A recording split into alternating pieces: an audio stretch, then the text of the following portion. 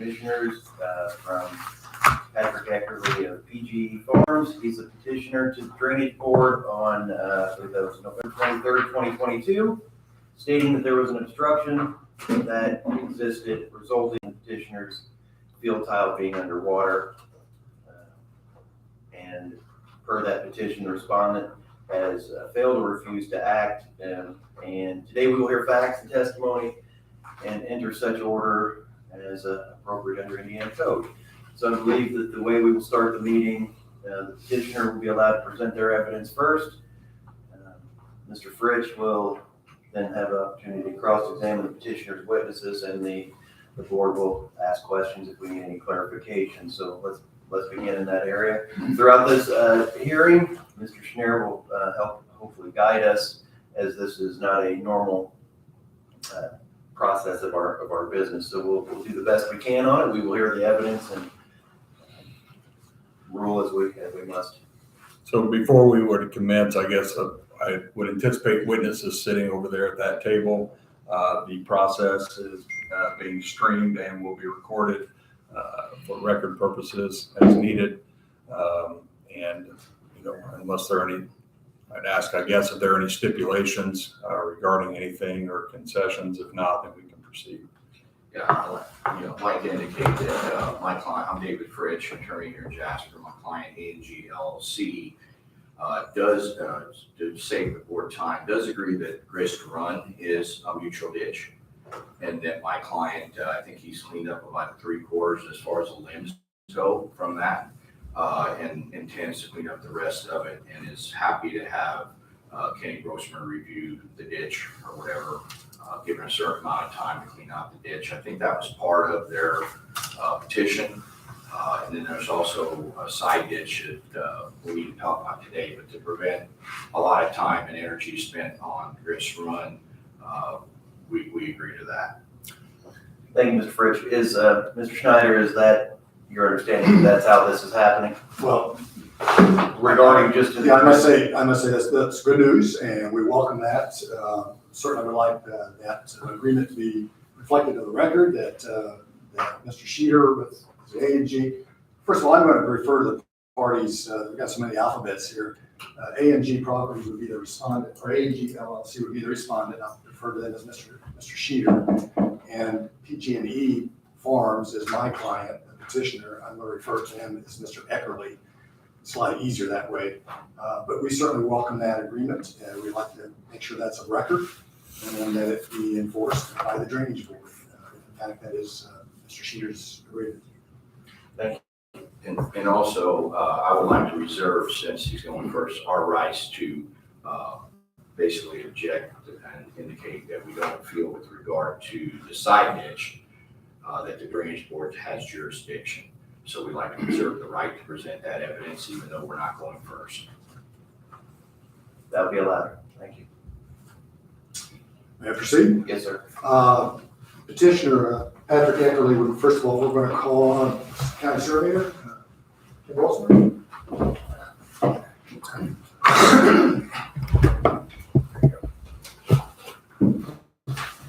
Is there any swearing in or any of that, Mr. Chairman? We can, yes. He's, Mr. Grossman, if you'd raise your right hand, please. You promise that the testimony you're about to give will be the truth, all the truth, and nothing but the truth? I do. Thank you. State your name, please, for the record. Kenneth R. Grossman, Du Bois County Surveyor. And how long have you been Du Bois County Surveyor? 100 years, since 1993. And in connection with this petition that's before the Drainage Board today, were you instructed by the Drainage Board to take certain action with regard to the petition filed by Mr. Eckerly? I was. And what was that action that you were required to? I was asked to inspect Grist Run, the main ditch to the Sheeter property, and a side ditch, and prepare a report.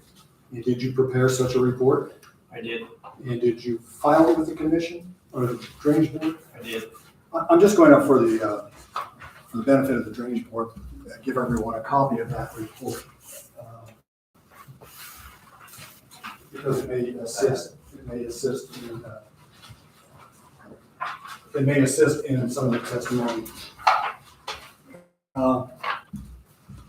So just in order to get our bearings, let me ask if everyone could turn to, I think it's to the first aerial plats that's in your report. That generally, would you say that generally describes or shows the layout of various owners' properties that are involved? Yes, I do. And so PG&E Farms, which is my client petitioner, Mr. Eckerly, he owns that kind of stair-step piece of property that's labeled number 8. Is that correct? Correct. And then the respondent, A&G LLC, which is Mr. Sheeter, he owns number 12, just south of PG&E or G&E property. Right. And then we see just north of PG&E properties is a tract owned by Mike Hossey. Correct? That's correct. And so, in your opinion, that pretty well accurately portrays the owners involved in this particular petition, Right. based upon your investigation and survey. And then I'm going to ask everyone to flip back to the next page, which is another aerial with a lot of green on it. But it is also prepared by you, is it not, part of the report? Yes, I did. And so you kind of zeroed in more on Mr. Sheeter's property, lot number 12 there. And you've identified Grist Run, and you've identified a side ditch. That's correct. And what does that side ditch connect to on the north side? It connects to Mr. Eckerly's PG&E property on their south property line. And is there a ditch along that south property line? Yes, there is. Do you know what direction the water flows? The ditch is a east-west ditch, and it flows through the side, south to the side ditch. So it's connected to the side ditch. That's right. And where does the side ditch discharge its water? Into Grist Run. Okay. And so would you describe that as a drainage system? Grist Run, the side ditch, Mr. Eckerly's ditch, and Grist Run as a drainage system? I would. Okay. So that was just in order to give everybody some acclimation of what we're talking about. But now I want to turn to your report, and there's a few things you mentioned in the report. First of all, you indicate Grist Run and the side ditch are not legal ditches. Correct. What do you mean by that? In the county's eyes, we have some legal ditches or regulated ditches that were dredged in the early 1900s that are under our jurisdiction. Okay. And how many legal or regulated ditches are there? 10. 10 in the county, and this is not one of them. No. But would you agree there's probably thousands of drainage ditches throughout DuBois County? Yes. And do ditches from time to time become obstructed with sediment or logs or whatever? Yes. And how usually is this handled among landowners?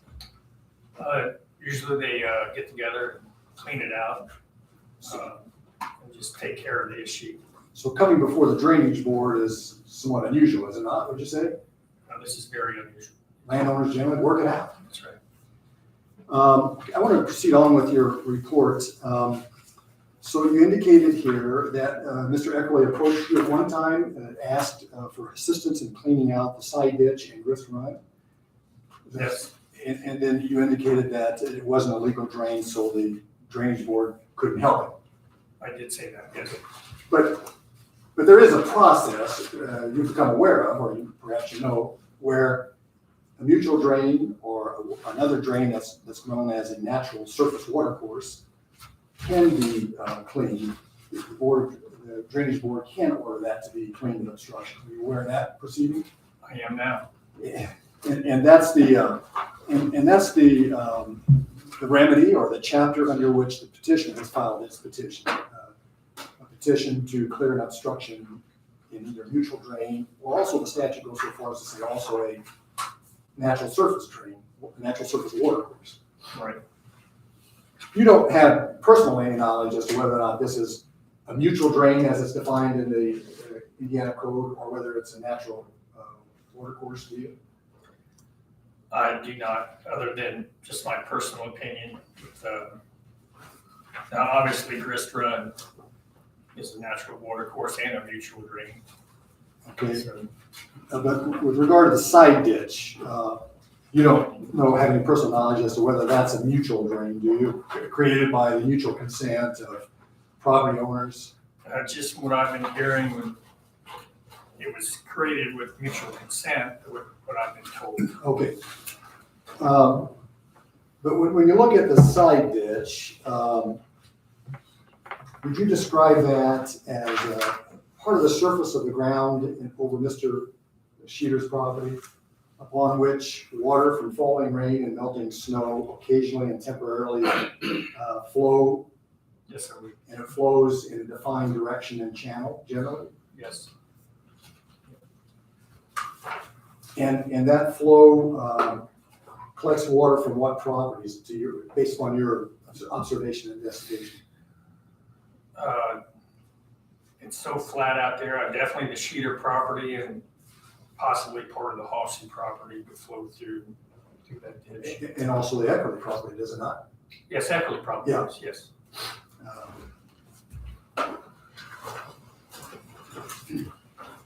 Going on then in your report, you indicate that on November 3 and again on December 3, 22, you walked that property. Could you just explain how much of the property you walked and observed? I pretty well walked all of Grist Run through the Sheeter property and the side ditch. Okay, the Grist Run, now that goes all the way, that's the main, I call it the main drain. Right. That goes all the way through Mr. Sheeter's property, does it not? Yes, And does it continue south past Mr. Sheeter's property? yes. And how far south does it go? Definitely all the way to 300 north. Okay, is that 36th Street? Yes, 36. 300 north. And then it flows east from there? Flows east along a county highway ditch, and then I would guess it would empty into eventually Mill Creek. Okay. So it's a major drainage. It's major. Now, in your report, you indicate that as a result of your investigation on November 3 and again on December 3, you noticed some slumping of sides and the narrowing of the channel, both in Grist Run and the side ditch. Is that correct? That's correct. And so what does slumping of the slides mean? Basically, you picture a ditch, and then over time, the sides just kind of slide down and narrow the channel. Okay. Sediment. And so where does the material from the side of the ditch go? Into the channel. And does that result in the channel being obstructed? It affects the flow of the water through that channel. Would that be an obstruction of the natural flow of the water? I would think so. Now, at some point, Mr. Sheeter installed a culvert over that side ditch, did he not? It's on his property, but he constructed a culvert over that property? He did.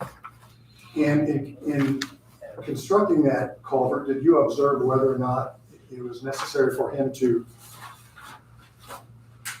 shore up the sides and to make the opening smaller with riprap around this culvert? Not necessarily. That didn't really see that as far as slumping. Yes, I mean, the opening from Mr. Eckerly's property into the side ditch, did he not riprap? Oh, yeah, there was riprap there. Did that somewhat inhibit or enclose the opening between Mr. Eckerly and Mr. Sheeter's property? Not that I observed. Okay. And then finally, your conclusion looks like, and don't want to be putting words in your mouth, but the conclusion is that the side ditch needs to be cleaned, the channel has narrowed, and slumping is frequent. And then also you indicated both ditches should be freed of wood and earth piles, which will increase the capacity and the flow of the ditch, correct? Correct. And as we heard earlier, Mr. Sheeter has agreed to clear all the wood debris from the Grist Run, but that doesn't address the side ditch, does it? No, I don't know if I addressed it. I really didn't observe any branches or trees in the side. Was the obstruction more due to sediment and buildup of silt and That is correct. And let me also ask you, did you take any elevations on the side ditch? I did. Mr. Eckerly's property in the side ditch? I did. Mr. Eckerly's petition indicates that his big complaint is that one of his field tiles is always submerged, it's underwater. Did you take a reading of the elevation of that outlet on that field tile? I did. And how does that compare with generally the elevation in the side ditch? Just to make it simple, if you would take his elevation of his subsurface drain, the sediment in the channel, I only went 200 feet south. I didn't go the whole length, but in that 200 feet, it was approximately 6 inches higher than his pipe. Okay, and when you took the elevation of the side ditch, you were taking elevation from the top of the silt. Yep. You didn't try to penetrate, go down to the hard pan channel, No. just the top of the silt. That's right. Did you investigate how much silt is there? How much buildup of silt and sediment is there? I did not. I just took the elevations of them. But if in fact, we hear testimony later that from 2007 to roughly 18, Mr. Eckerly's tiling system worked perfectly and flowed into that side ditch without any obstruction or inhibition, would that tend to lead you to believe that if the silt were removed, it would again work? I would think so.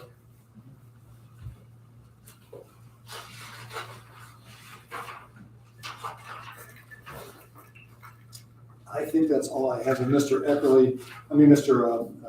Grossman's, but I would ask that his report be included as part of the record in this matter. And also, before I forget, may the record also show that Mr. Sheeter is present, which is the counsel, Mr. Fritsch, as well as Mr. Eckerly is present. I represent Mr. Eckerly. I'm not sure I need that statement in the record. I want to make sure that's in there. Point of clarification here, I know you submitted the report. Did you include the drawing by chance, Mr. Schneider? I did not, so maybe I should, in order to include the entire report. Excuse me here. Both had access to this. You really are not set up as a. I am not. Mr. Roseman, you also subsequently at some point made some elevation readings on that, as you talked about earlier in your testimony. And what I've just handed you is, can you describe what that is? This is my elevation work on the side ditch to reflect the sediment in the ditch. Okay. So do you know, I'd like to make sure that is included in the record too. Mr. Schneider, is it proper that I would ask a question to the witness or not? You would wait till Mr. Fritsch had concluded. Thank you. So, again, on your, was this kind of a supplement to your report, would you say? Yes, it was. And did the drainage board receive a copy of this? Right. They did today. They did prior to today as Okay. well. Okay, so I'm looking at all these numbers here, and it looks like at Eckerly's tile there on the top of that drainage ditch at Eckerly's ditch, you had a reading of 95.39. Yes. And then Sheeter's pipe that he installed, which is a culvert, it's 94.53. Right. So it's lower, the bottom of the pipe is lower, so there is fall there for the water to get through his pipe, is that right? Right. But then, continuing on, the reading is 95.86 in the channel. That's higher than Mr. Eckerly's, outlet of Mr. Eckerly's tile, is it not? It is. So would you say it's about 5.6 inches higher roughly? That's 6 inches or so? Yeah. And it continues that way for some time. Yes, it does. So in your estimation, if 6, 7, 8 inches of sediment and silt were removed, that ditch would flow? The tile, And the tile would not be underwater? yes. The tile would work and water would drain through the side ditch and into Grist Run. I do. That's all I have, Mr. Wilson, at this time. If the tile was raised a few inches, that would make a difference. Correct? Correct. Because the main tile going down the ditch is lower than the bottom of the tile. Is that 6 inches from the top of the tile, the bottom of the tile?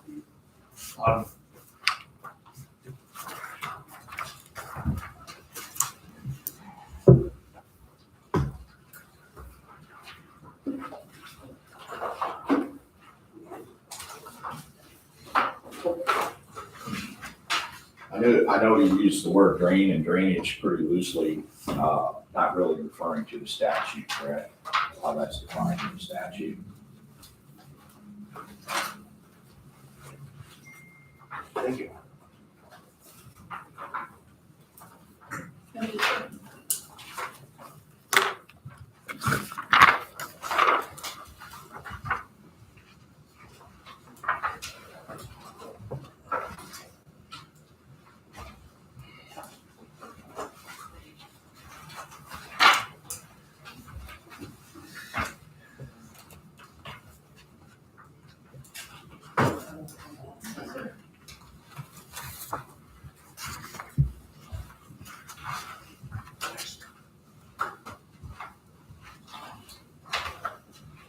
The petitioner, sorry, I'm a little hoarse from how you came last night. I was attending, hope you're not itching fans. The petitioner filed his petition under 36-927.4, which you should have in front of you, everyone. And it indicates drain defined as used in this chapter. Drain refers to a mutual drain. And then it indicates as defined in 36-927.2, which is right at the top of the other handout I gave everyone. And if you go down to 36-927.2, it says that a mutual drain means a drain that is located on two or more tracts of land that are under different ownership, was established by the consent of all owners, and was not established under or made subject to any drainage statute. And you already testified this is not under a regulated drainage statute. You indicated that possibly the ditch was created by mutual consent. However, it's your testimony that, and I think you alluded this to in an earlier hearing, that the side ditch is located only on the respondent's property, not on the petitioner's property. Is that correct? Yeah, I think I did say that. The north-south portion is on the Sheeter property. Yeah, I'm not asking you to make a legal Yeah, determination of whether or not it's a mutual ditch. I'm asking you if that the side ditch is only on one person's property, not two people's property. Is that correct? well, I don't know.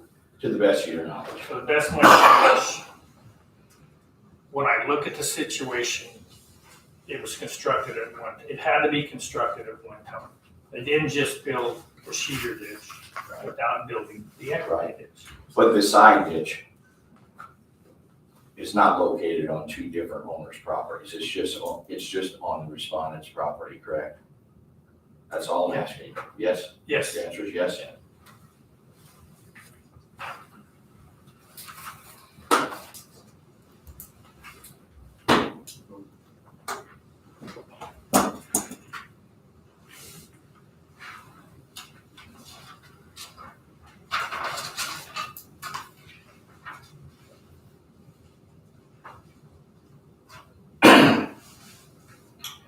It also defines that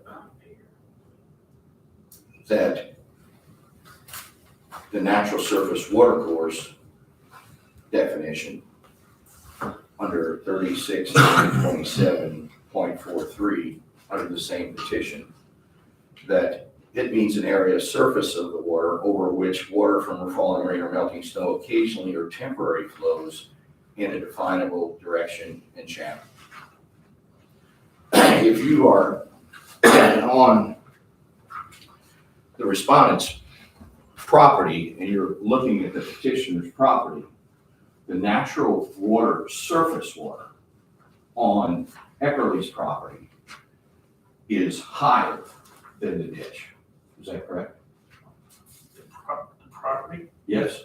The surface water on that property. yes, The surface water, not the tile. The surface water. yes. And I'm talking about all the way across the south side. it's higher than this ditch. It's higher than the highest point in the ditch, which you said is 4 inches higher than the tile.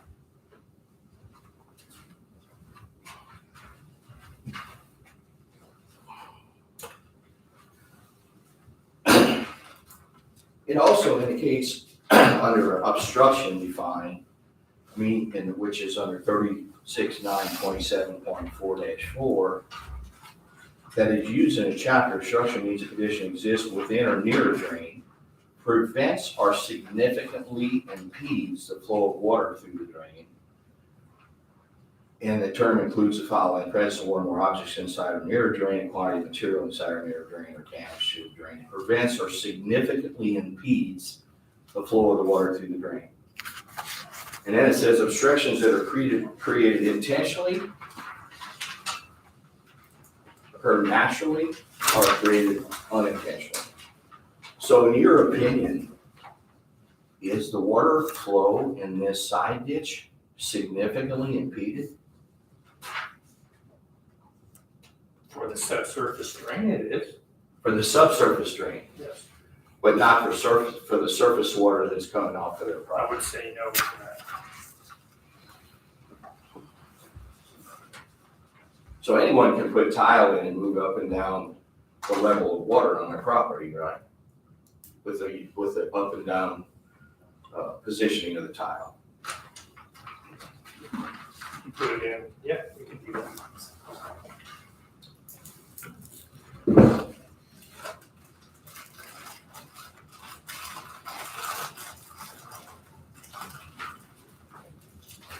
Excuse me.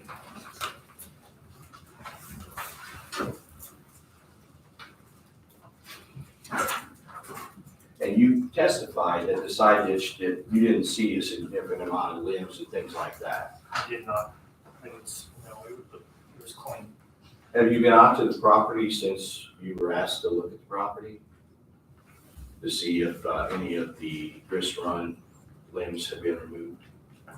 No, but I did have photos sent to me from Jeff showing that he was removing some debris.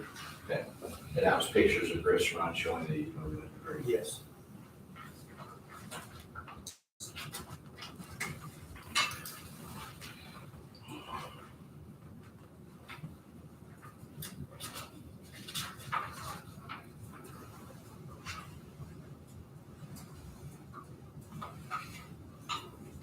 So as a drain is defined here, refers to a mutual drain.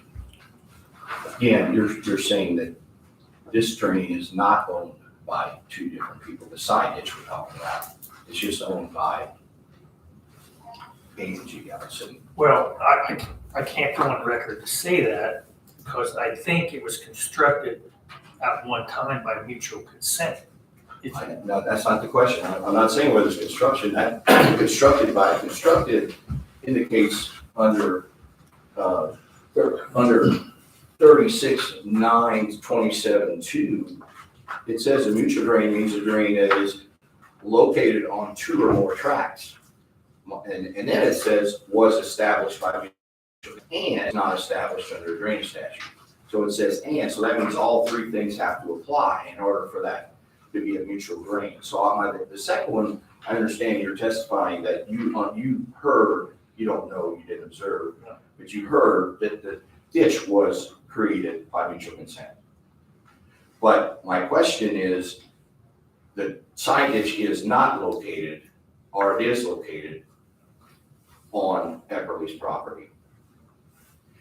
And you indicated no, it's not, it's on A&G's property, correct? The north-south portion of that ditch is on Sheeter's property.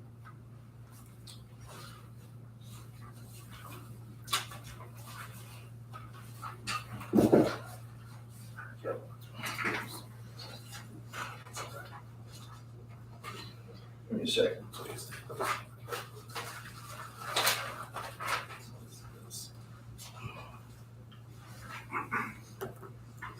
There are 4 drains coming off of the Eckerly property onto the ditch running east and west, is that correct? It's for what? 4 tile drains. Yes, I have observed two of those.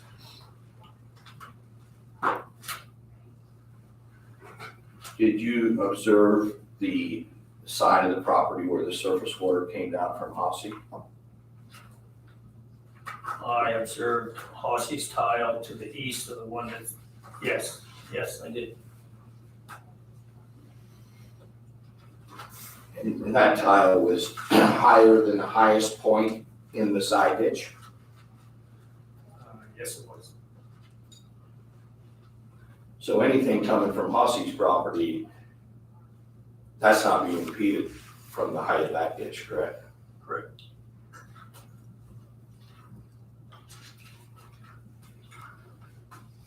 And the other two tiles that are there are not being impeded either, I correct? didn't observe those. Okay.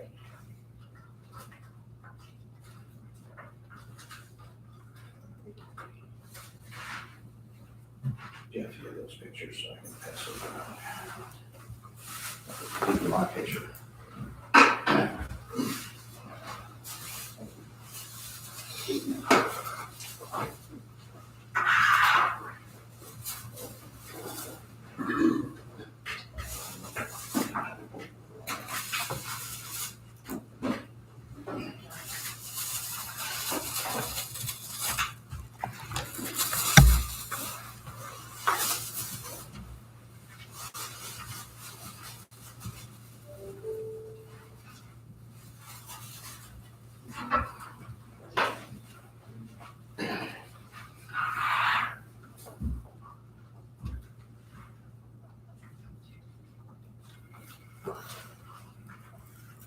When you look at the fourth picture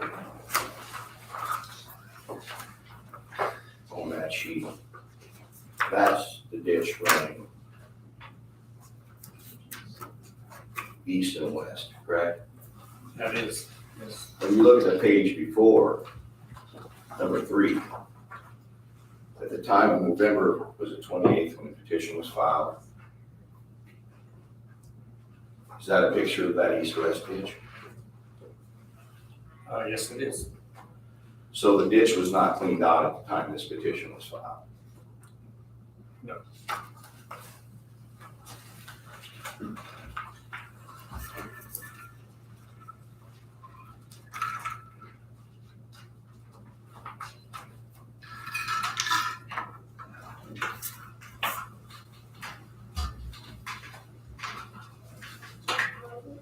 When you look at the sixth picture in the front,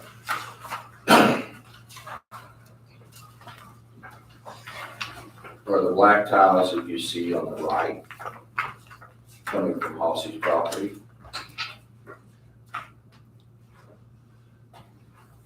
Yeah, those pipes are running north-south towards Hossie's side. That's on the east side of Yes. that early property. That's right. And those drains, above those drains is a natural surface, right? Right. And, but even this drain is higher than the side ditch. I think so. I didn't observe the flow line of those pipes, but Okay. I think so. And on the sixth, on the next page, that's looking straight up from the north-south line you were talking about, Okay, yeah. going straight up towards Hossie's property, correct? Yeah, So surface water is above that yes, tile ditch. that's right.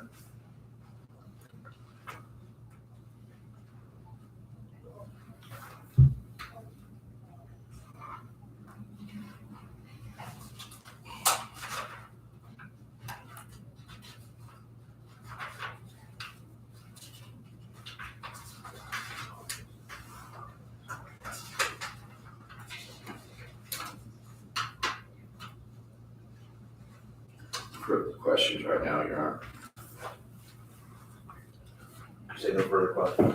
Right, but thank you, because you already said there's no surface water. There's no problem with the surface water, because that field runs down towards my client's property, correct? Correct. No further questions. Thank you. Just a few, if I may, redirect. So Mr. Brosmer, in observing, we refer to the side ditch, and I think you justified that is what you call the side ditch is on Mr. Sheeter's property, correct? But that's not a ditch that stands alone, is it? It's part of a system, isn't it? That's the way I see it. And the other part of that system is the ditch that is on Mr. Eckerly's property. Is that right? That's the way I see it. And Mr. Eckerly's property ditch connects to the side ditch. That's right. And so it's all one drainage system. It's not separate drainage systems. Right.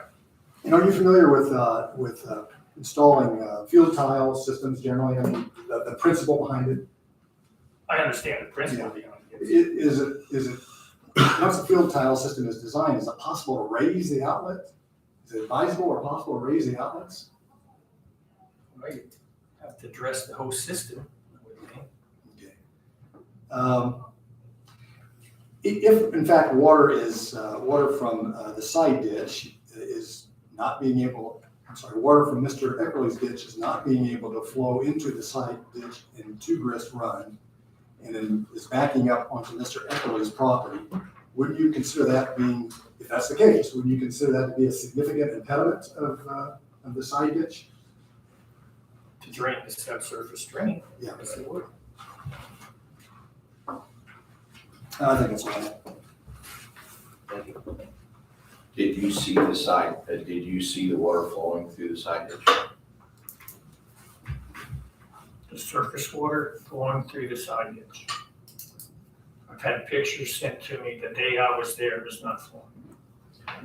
And why was that, you know? It was standing. Okay, There was some standing water in the side ditch. there was standing water in the side ditch. It didn't rain. Was there standing water in the side ditches to Eckerly's property? At the pipe. And what about the surface? No. The surface, no. So it was pretty dry at the time we looked at it? I'd say the surface is dry. Yeah, we walked over there. Right, wasn't a situation where there would been a rain and water's running. It's It pretty was out dry. there, it was pretty cold. Okay. It was not raining.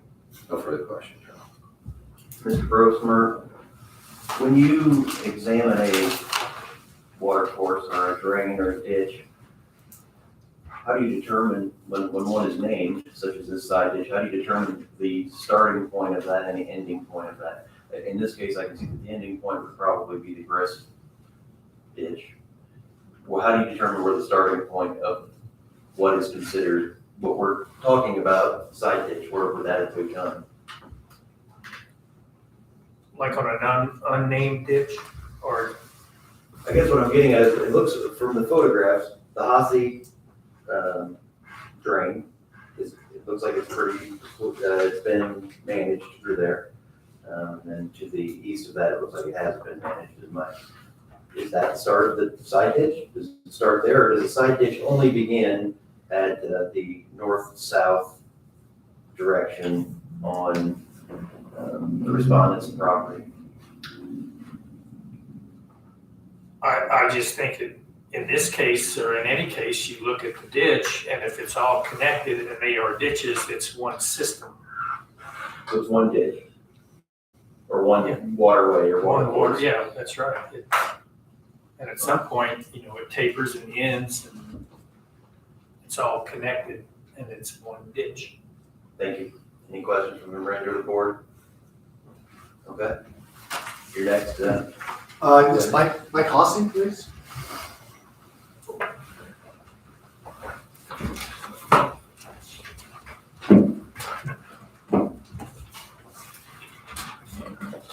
Would you state your name? Do we want to swear the witness? Sure, thank you. You raise your right hand, please. You promise testimony that you're about to give will be the truth, the whole truth, and nothing but the truth. I do. Thank you. State your name, please. Michael Hossie. And where do you live, Mr. Hossie? I live north of Patrick's Field. Okay, and are you familiar with Patrick Eckerly's field and Jeff Sheeter's adjoining property? Yes. And how are you familiar with that? My water runs into Patrick's Field, and then it runs through Jeff Shear's field. Okay. Woods. And how long have you owned your property? 39 years. And before you owned it, who owned it? My uncle Whitey Schmidt. And so were you familiar with the property when your uncle owned it? Yes, In fact, didn't your uncle Whitey Schmidt at some point also lease property that's now owned by Patrick Eckerly and farm it? that's correct. Yeah, Would that have been about 52 years ago? yes. Now, can you kind of describe for the board what you view as the drainage system from your property through Eckerly's property through Sheeter's property? Well, years ago, my uncle, his water came across to the property that Patrick owns, and then it goes through, used to be the Jasper Veneer Mill, Brahmas Parker's owner. And would that be the Sheeter property today? Yes. Jasper Veneer, Grandma's property? Yes. Okay.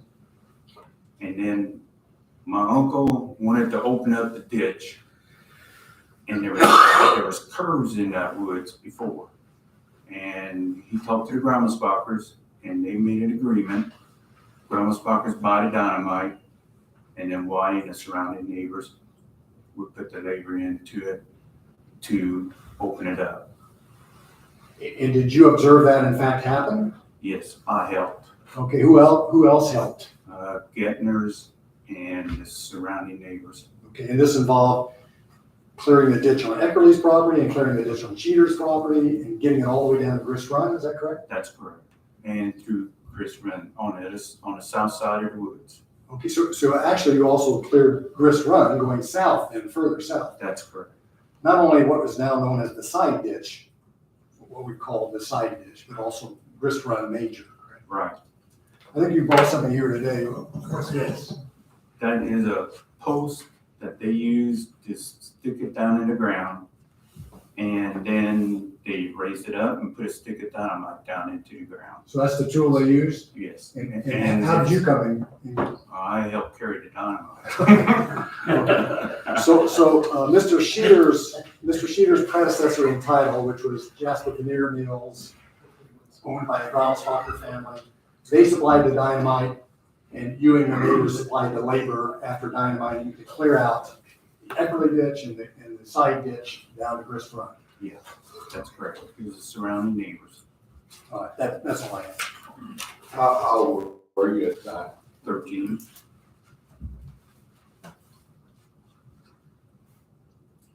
The ground runs down from your property through Eckerly's property, through Sheeter's property. That's correct.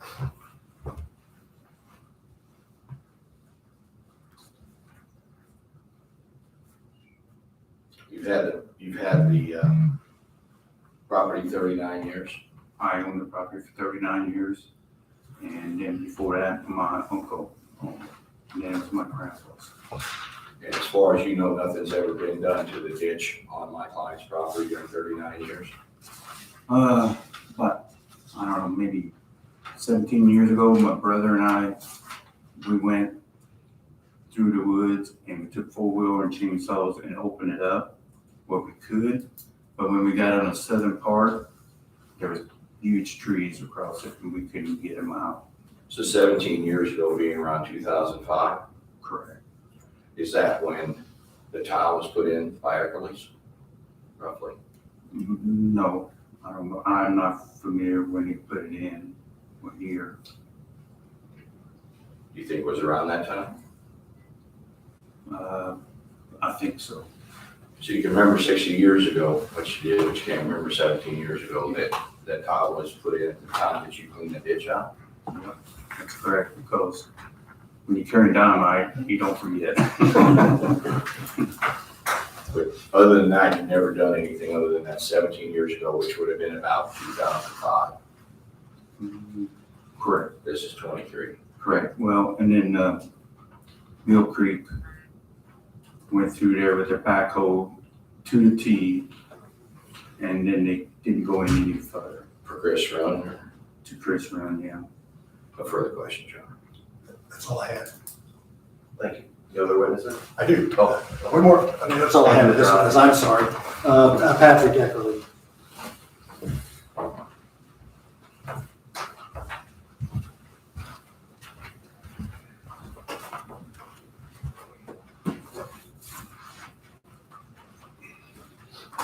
Mr. Schneider will swear you in as a witness. Certainly, if you'd raise your right hand, please. You promise the testimony you're about to give will be the truth, the whole truth, and nothing but the truth. Yes, Thank you. State your name for the board, please. my name is Patrick Eckerly. And are you the petitioner in this matter? Yes, I am. And where do you reside? I live on 1670 West 36th Street. And you're the owner of It's the, about a mile from this property. about a mile from the property zone, but you are in fact the owner of the property that's the subject of this petition, are you not? Yes, Mr. Eckerly, could you please describe, and I'm sorry, the property that we're talking about that you own is how many acres? 8 acres. And could you describe for the drainage board how that property drains? Or first of all, what type of elevation it is and how it drains? That's higher than A&G's property. And 40 acres of it, the water flows through A&G's property. And the other 40 goes to the west and goes down to Mill Creek. There's a drainage area map with the USDA that kind of shows the drainage area that goes through Grist Run, and it's basically 134.7. And they kind of highlight the divisions on the properties.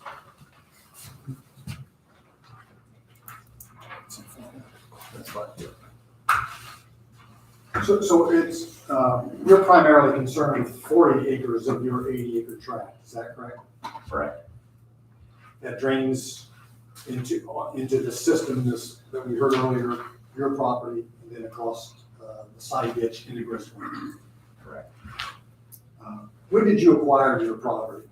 Would be 2005. 2005? And after acquiring it, did you do any drainage improvements to the property? I tiled it And when was that done? in 2007. Is that a system of tile that you put through the 40 acres? It's a network tile system. Please have your attorney. Yeah. Present it.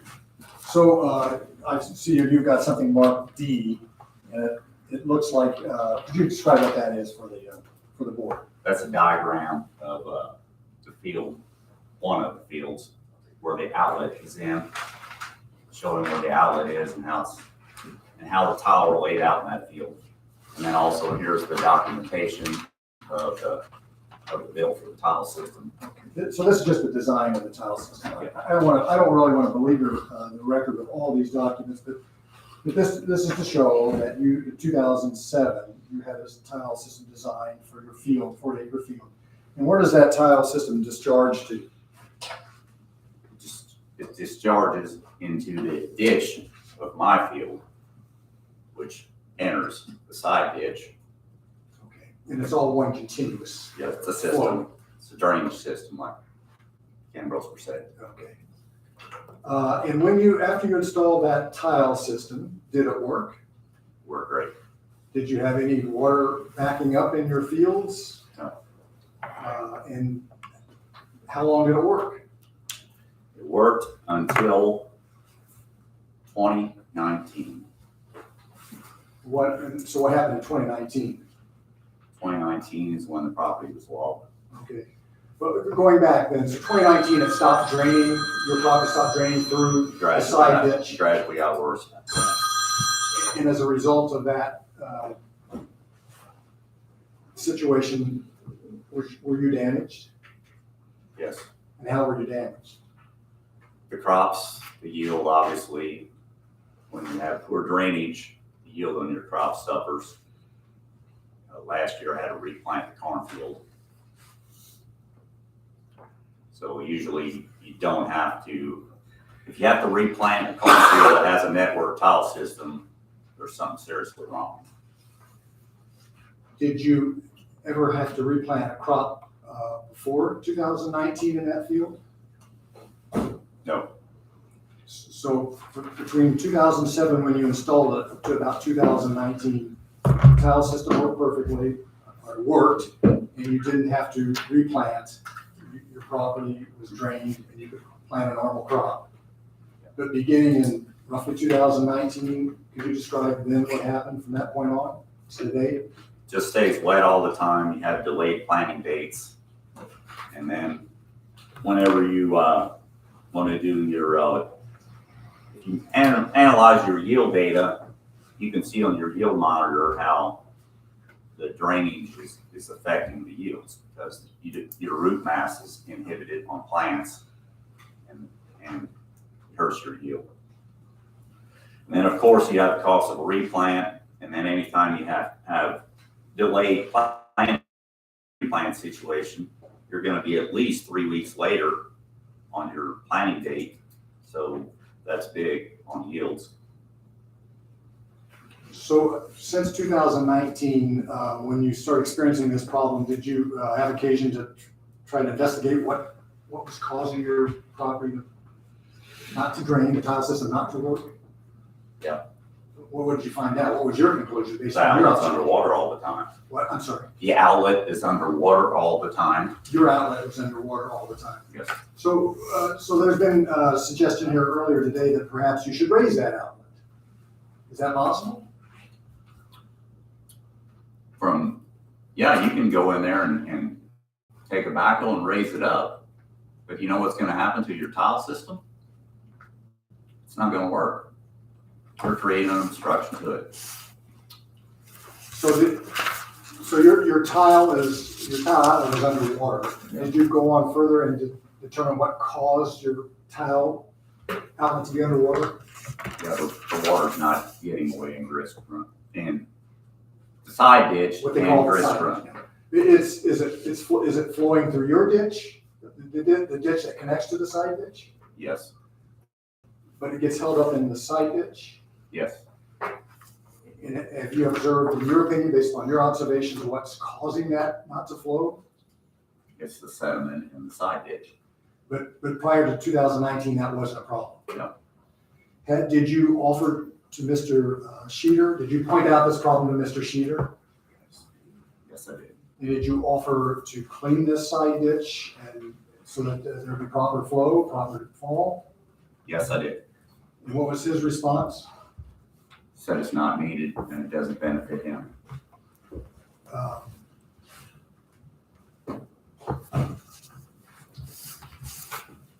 Are you still willing to do that, to clean out that side ditch? Yes, I'm willing to clean it out. Can it be done without unreasonable damage to Mr. Sheeter's property? Yes, it can. What would be the process of removing the sediment and the silt from that side ditch? Go in there with a chainsaw and clear a path for a backhoe or an excavator to get through there and dip it out using the one-step removal method that IDEM recommended. And have you investigated this, the permissibility of this with IDEM? Yes, I have. And who did you speak to at IDEM, do you remember? Tom Slawinski, And did he respond to you with as to whether or not you can do this in the side ditch? yes, he did. How did he respond to you? Said it's not a Well, regulated. in what fashion did he call you on the phone? Did he write you a letter, or He sent this email. he sent an email? So that's an email from Mr. Sawinski of the Indiana Department of Natural Resources? No, I'm sorry, of IDEM, Indiana Department of Environmental Management.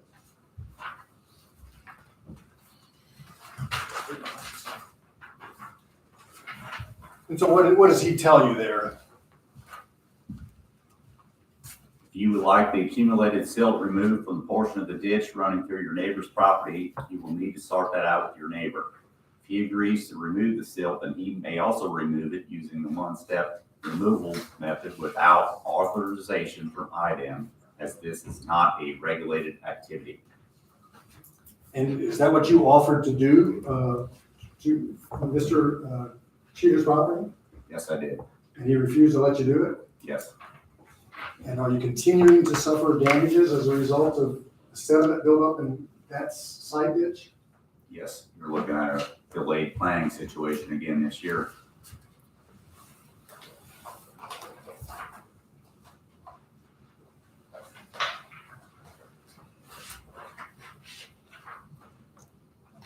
I think that's all I have in this case. You indicated that, this water, your tile that's, being impeded, that's one of 4 tiles you have, right? Going into that. In that field, Yeah. And, this water that's coming from these tiles is not coming from the surface of the ground, correct? some of it is. Some of it isn't. That's right.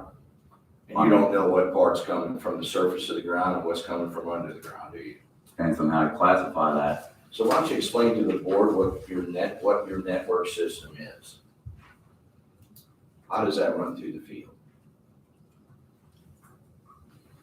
The way a field is usually tiled is you start with the outlet, you lay the main, and then you run your laterals to the main. And as you always have the outlet in the lowest part of the field,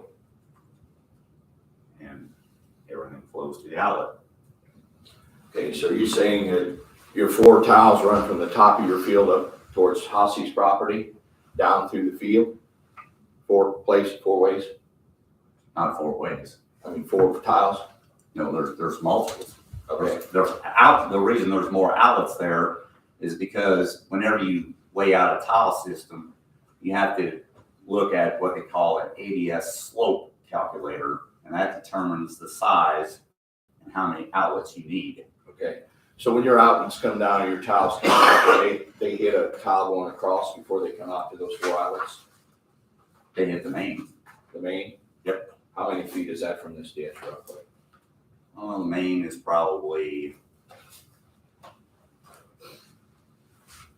about 13 feet. So your tiles run down the field and they hit this main going across here, and then they run out 4 tiles? Well, the 4th one there is Mike Hosse's. Okay. Is that particular outlet there is not intertwined with that field there. Hosse's isn't? But part of his water does flow into the other outlet. But the one that you're having an issue with, it comes out of this 13 feet from the ditch, right? Yep. So there's 4 tiles running down this field. There's a ditch 13, there's a tube coming 13 feet across. That's your testimony. And then there's 4 tiles coming across down to the ditch from that 13 feet. The one on the end runs all the way up along Getner's Woods, and it's not connected to the main. Okay, but the other ones do, including the one that you're saying is a problem, got a problem.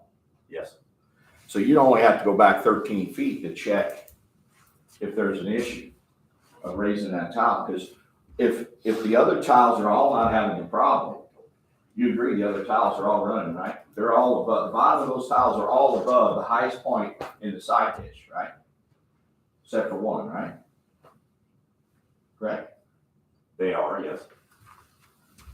Then why couldn't you go back 13 feet to see what the problem is with that tile? You don't have to dig up the whole field. Why aren't they at the same level as the other tiles? If it's all sloping down, Because the center of that field is the lowest part of that field, and if you head north, there isn't much fall on that center outlet, the one that's underwater. but isn't this one going across all approximately at the same level that all those tiles run into?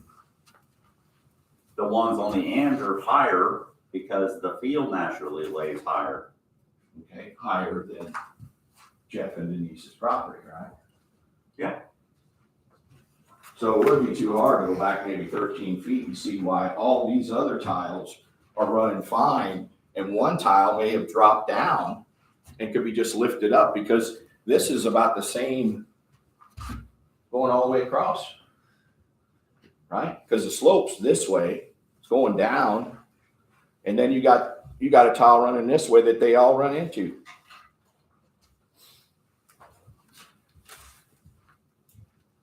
The center tile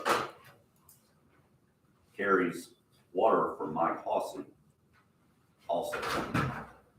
Okay. So, but that's the only tile that's got a problem, is it center tile? No, the center tile serves the, this part of this This is what you field. call the center If tile? you look here, it's capped. So it serves everything from here over. Okay. But there's no problem with any tile except for the one that, well, we call it number two, number three tile. So going from the west to the east, we got a tile at the end going through your field. We got another tile. And then we have the third tile that you say, and it's real close to the big drain, that is the only one stopped up. And then we have another tile. And then we have the corner of the property that has the surface water coming down with a tile under that. This thing runs across where those tiles, 1, 2, 3, 4, run into them. Yes. All four of them. So if they're all running into that tile, wouldn't it make sense that you could just lift that tile to the size of the other ones and we wouldn't have a problem? Because it's only going back 13 feet. But the problem with that is you're gonna mess up this lateral right here because that lateral will not drain. But we don't have to move any of these tiles up here in the field. We're only going back 13 feet. Yeah, but that will affect what happens back further because there's not much fall on that lateral. So you're saying it's the fall of 13 feet that's the problem? Not 13 feet. Well, all the rest of the fall's coming down. If you got a tile going this way, this tile's at the same height going across the field. And 3 of them are okay. You just told me.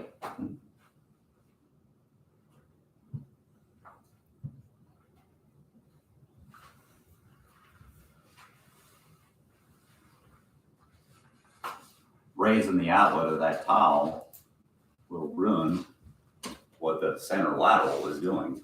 And then you're gonna basically have what they call a spring. Because if you've ever gone out there and fixed a messed up tile when it's restricted, when it's being fed by water up above, it's gonna push. It's kind of like a hill seep. All right, So all that water that's coming from up above is gonna be cooking out where it's restricted right here. So you're saying that one tile's restricted right there, but not these up here. But if you raise the outlet, you're gonna create that condition. How do you know that? Because the other 3 tiles are all higher. Why wouldn't it be the same height? The other 3 would be constricted. They're all coming out of this same, what you call cross, what's your word for this? Going across in the network? That's the main. Main. They're all connected to this main.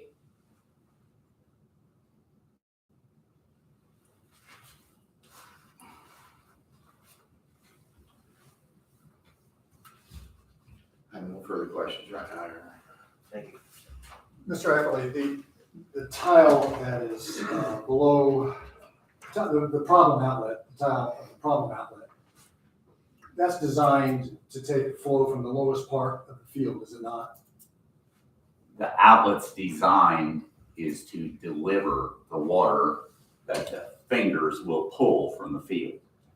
So it's not a simple matter as raising the outlet. No, it's a And system. if you raise that outlet that was designed at that level by the installer, the system won't pull water.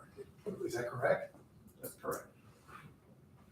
And this whole problem can be resolved by what? Cleaning out the ditch. Cleaning out the sediment in the ditch that's accumulated over 52 years, correct? Yes. It's not accumulated over 52 years. You just put the tile in 17 years ago, you said, or 2007. Correct? Yes. So you changed the surface water by putting the tile in, correct? I didn't change the surface water, put it in the tile in. You put a ditch, you testified you put a ditch in east and west, right? No, that ditch was there whenever I acquired the property. Okay, so you ran the tile into that ditch, Yes, I did. and was there no problem at that time? No, it was not. There wasn't any time, there wasn't any problem until you put the tile in. Then since then, it's accumulated. Correct? Yes. From 2019, it's gradually gotten worse. No further questions. That's all I have. Any questions for Mr. Evans? There's one other thing I'd like to say. With the board's permission, Or do you guys have questions first? We don't. Okay. with the board's permission, he would like to testify in a narrative form. This body is a fact-finding body, and I think any information you can receive, you can give it whatever credit you want, but as petitioner, I think he has a right to be heard. And I think he has a few things he'd like to tell you about this drainage system. Mr. Schneider, any issue with that? Nope. Please proceed. In 2022, in January, Jeff hired a track hoe in to dig a new ditch along the east end of his north property line.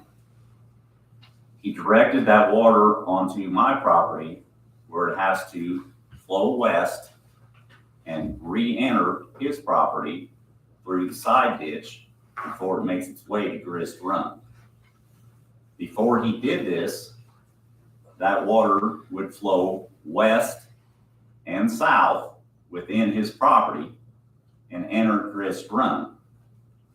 He made this situation even worse by doing this because the water has to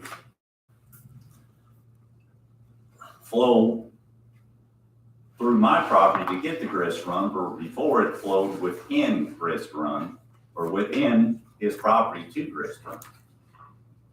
So he just aggravated the situation with the side ditch issue. To make sure the board understands, do we have a map of Mr. Grossman's report?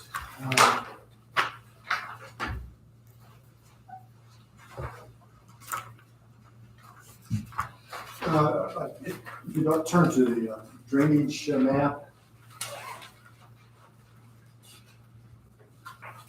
Am I correct in saying that what you're testifying to now is that Mr. Sheeter constructed another ditch Yes. from his property onto your property? Yes. And it has to flow with all your tiles back over here to the side ditch. Correct. And when was that done? In January 2022. And did he ask permission to cut that ditch onto your property? No, it did not. But he has done it. And so it's draining water that would have gone where? Directly to Grist Run. But it's draining it onto your property. Correct. Again, if the side ditch were cleaned out, it would probably be big enough to handle all this water, would it not? Yes, it would. Mr. Schneider, can you point out where on the property that is? Okay, I'm sorry, this is Mr. Sheeter's property, this is number 12. He's cut a ditch to drain some of his property onto Mr. Eckerly's property, and then bring it back down So to the the ditch- side ditch. The ditch flows north, then west, Yep, then it south. flows Is the north. testimony? Flows north off of Mr. Here's some pictures. It helps, and here's pictures of what he's done. It's not really clear, but you can pass it around. But yeah, the water flows north off Mr. Sheeter's property onto Mr. Eckerly's property, and then back south through the side ditch. Understood. Thank you.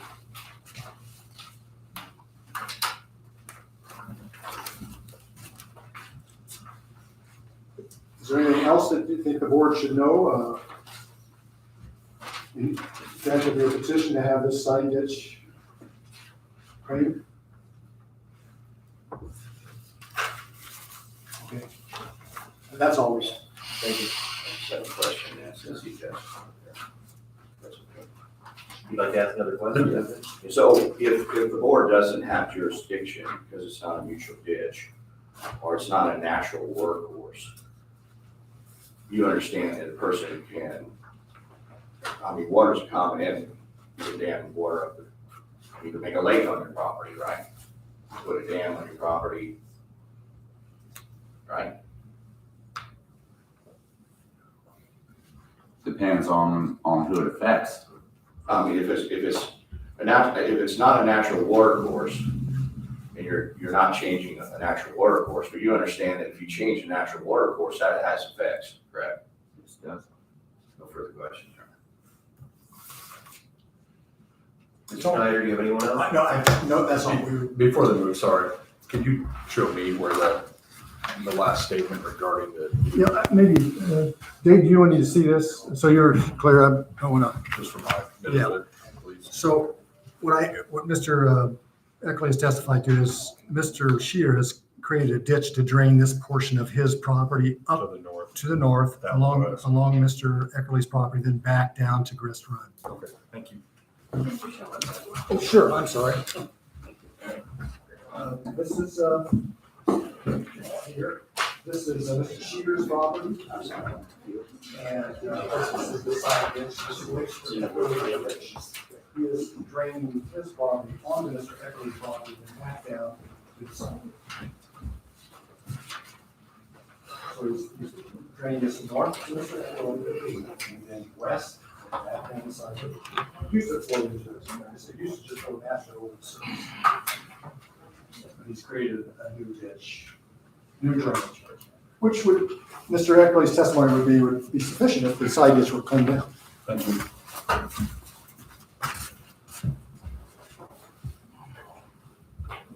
The petitioner has concluded. That's all I got. Okay, respondent. Thank you.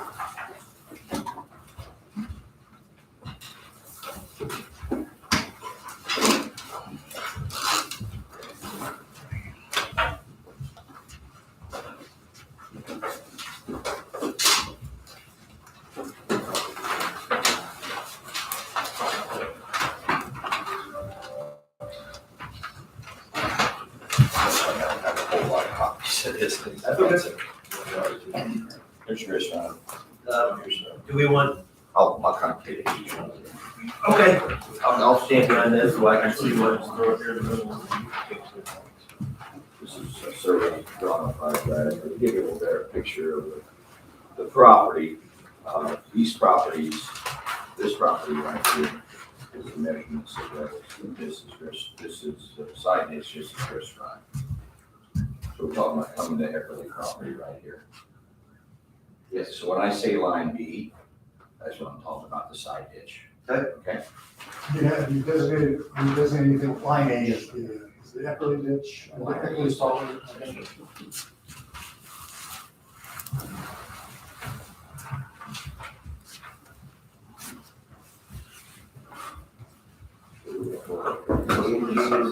This is your east west.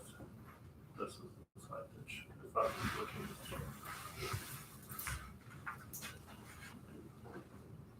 So this is turned at a different, north is this way.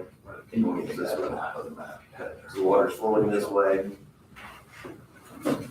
This is the east-west ditch here. This is the. Right, yeah.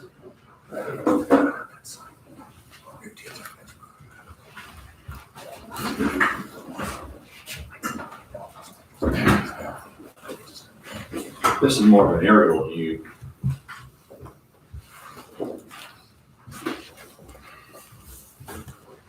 What you're looking at. Mr. Schneider, do we need to label any exhibits or anything like that, or just? If he's gonna be referred to him throughout, then I would say yes. And we can just write on him in the corner. Posse property up here, Eckerly property, Sheeter property down here. Yeah. Posse, Eckerly, Sheeter property, drainage right there. You can almost see a picture of it right there. It's consistent with the surveyor's report. Yeah, it's consistent with the surveyor's report. I just want to show a little bit, sometimes when you look at a survey, it doesn't show you a good picture of what you're looking at. So I want everybody to understand. The three properties we're talking about.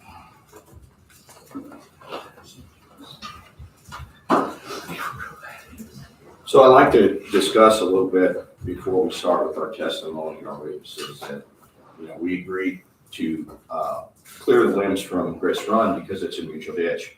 I don't think there's any question about that. And we're fine with the board indicating it's okay that Jeff and Denise do that, and they've already got like 3/4 of it done, and Kenny Grossmer can inspect it and make sure it's to your satisfaction. With regard to the side ditch, as described on that survey as line B, it's our contention that the drainage board does not have jurisdiction over that ditch because it's not owned by 2 or more owners. Kenny testified to that. We have another surveyor who will testify to that. And 3 things have to be met. If you look at the statute, that has to be met. It has to be owned by 2 or more owners, in addition to it possibly being, blown up by dynamite by mutual consent. That's the second item in the statute. And the third item has to do with regulation, which we all know is not a regulated ditch. But all 3, the word "and" is used in the statute. Does everyone see that?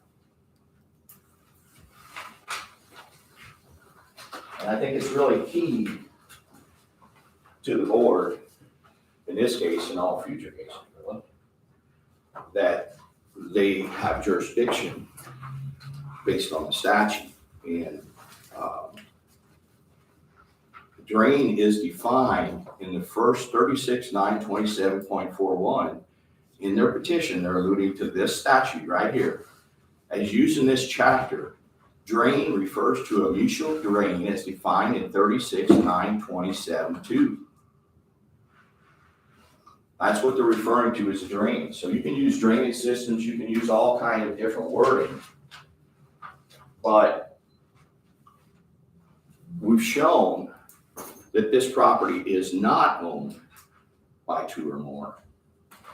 And that's extremely important in determining jurisdiction, because whether it was built by 2 or more people, 36.927.2 says mutual drain means a drain is located on 2 or more tracts of land that are under different ownership. That's not the case here.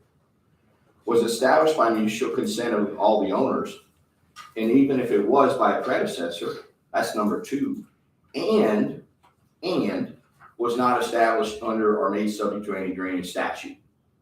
The word "and" is totally different than the word "or." And means all 3 must apply, and that's not the case.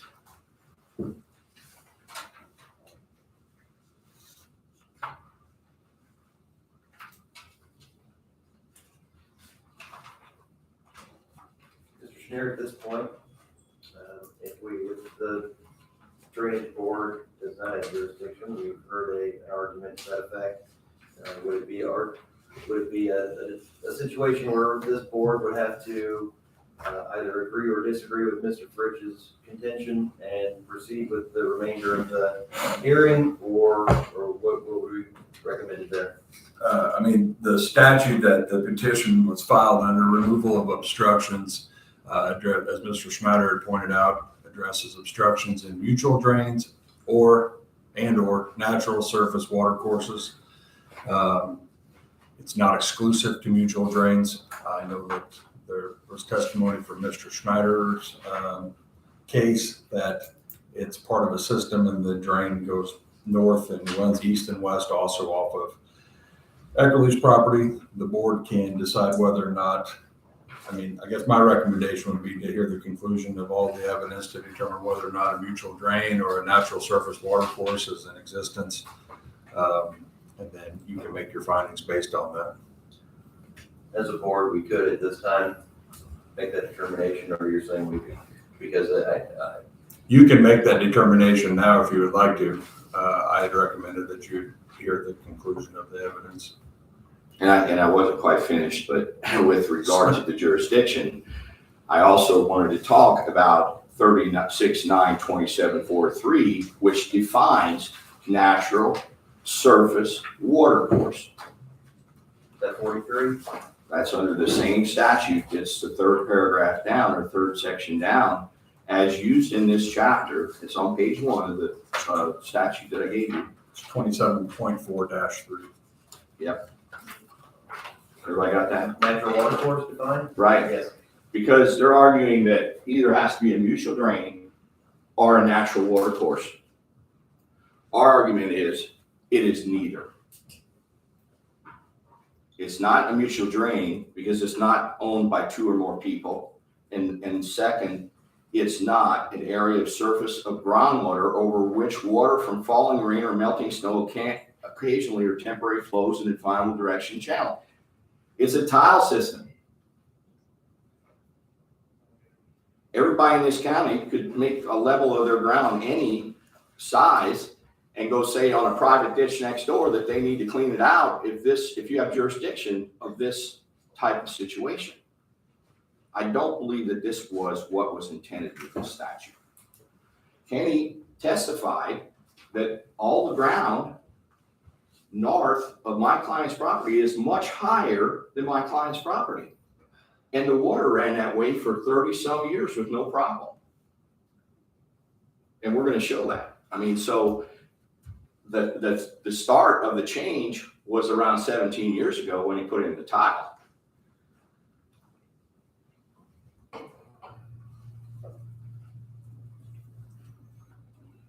So it's our contention that this is neither a natural service watercourse or a mutual drain that this board has jurisdiction over. And so when you do your findings, we would appreciate if you could find one or the other on that.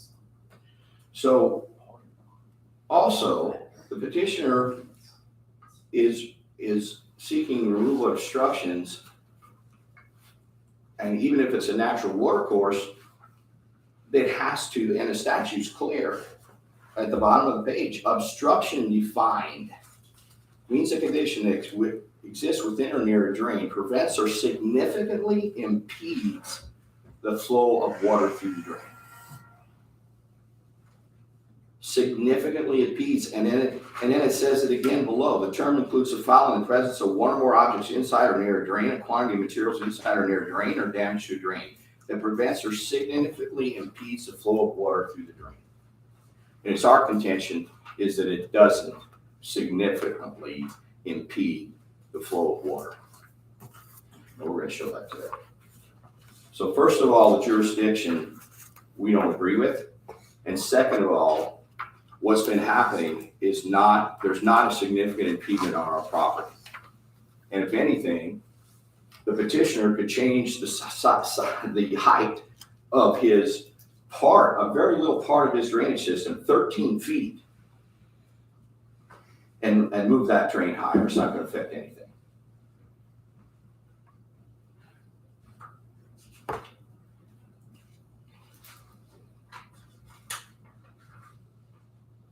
Remember, the petitioner has 4 field tiles. Only one of them is stopped. And we will show that the surface water coming over the side ditches are all higher than my client's property. Now that's surface water. This is subsurface water. And there's a difference.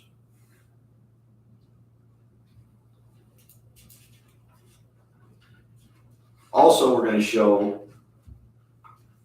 that the petitioner didn't even clean out his ditches to help the water flow until around February 5th or 6th. This was filed on November 28th. At the time he filed this petition, he had unclean hands. He was not even taking care of maintaining his own property. And we'll show that he's not done that since.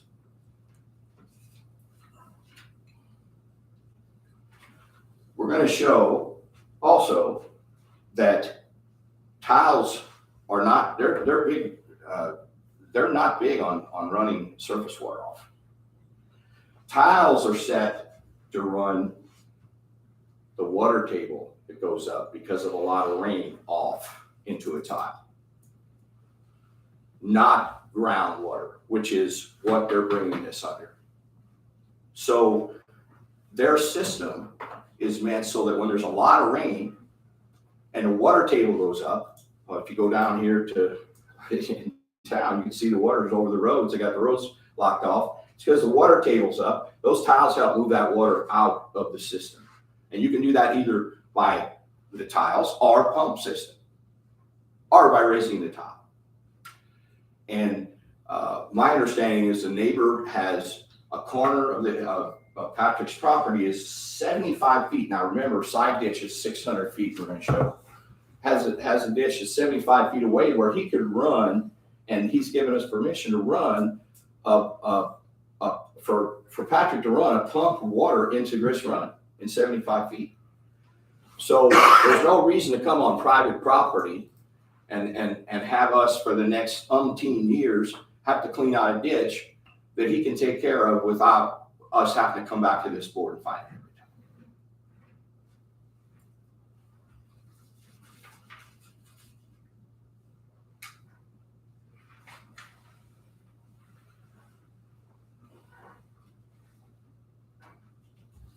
A petitioner should not be able to just change the use of ground and therefore ask a private owner to start removing sediment from their ditches, which is on a natural water course, has always been on a natural water course. It's not necessary, and it's not the purpose of the statute.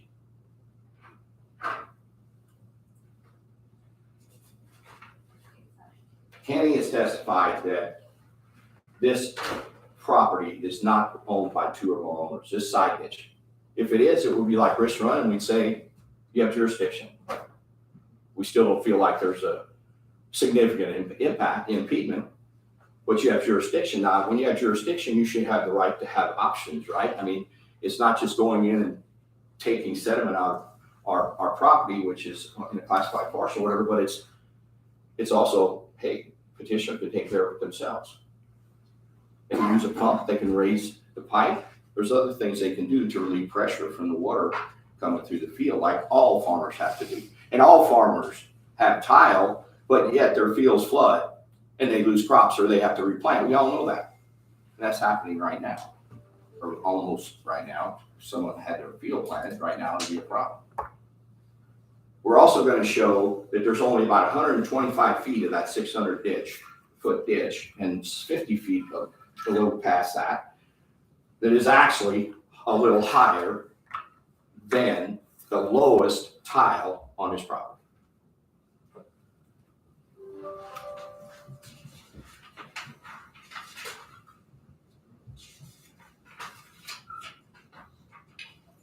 So I'd like to call Brad Eckerly. Mr. Chairman, with your permission, if Mr. Fritsch is going to be allowed to argue jurisdiction, I don't want the Drainage Board to just discount any further evidence because it sounded like you were going to, you wanted to. I would like to point out that we believe that the evidence that was presented on direct establishes this was a mutual drain.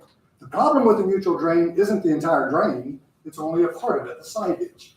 Mr. Fritsch would have you to think that this is a private ditch just on one person's property. No, it's a ditch that was created, as Mr. Hasse said, through Mr. Eckerly's property and into Mr. Sheeter's property. It's on two or more property owners. The problem is with the property that's on Mr. Sheeter's property. That's the problem. Yeah, that's only owned by one person, but that's the problem. It is still a mutual drain. You can't discount, say it's not a mutual drain just because the problem's on one person's property. It's a mutual drain and the problem is on Mr. Sheeter's property. So I don't want you to discount further testimony just because Mr. Fritsch makes the argument that you don't have jurisdiction. You certainly do have jurisdiction. And when we close, I like to provide you with the statutes also that shows you that you have jurisdiction and what you must do by statute, because you swore an oath that you would follow the statute, follow the law in Indiana. In our argument, obviously, it's not two or more owners. The ditch is only on one property. Grist Run is on many properties.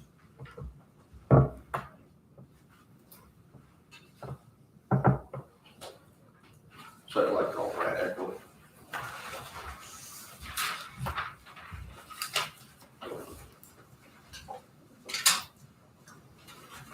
Brad, you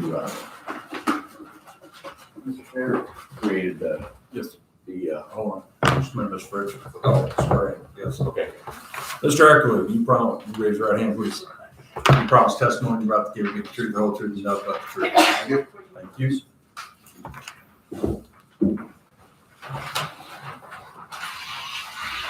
For the record, to avoid confusion, you can call me Mr. Brad. Mr. Radden. Yeah, we have another copy of this survey, is this a survey that you drew up? Yes, this is an exhibit referencing observations my company performed on February 7th. And would you tell the board what your findings were as far as elevation goes?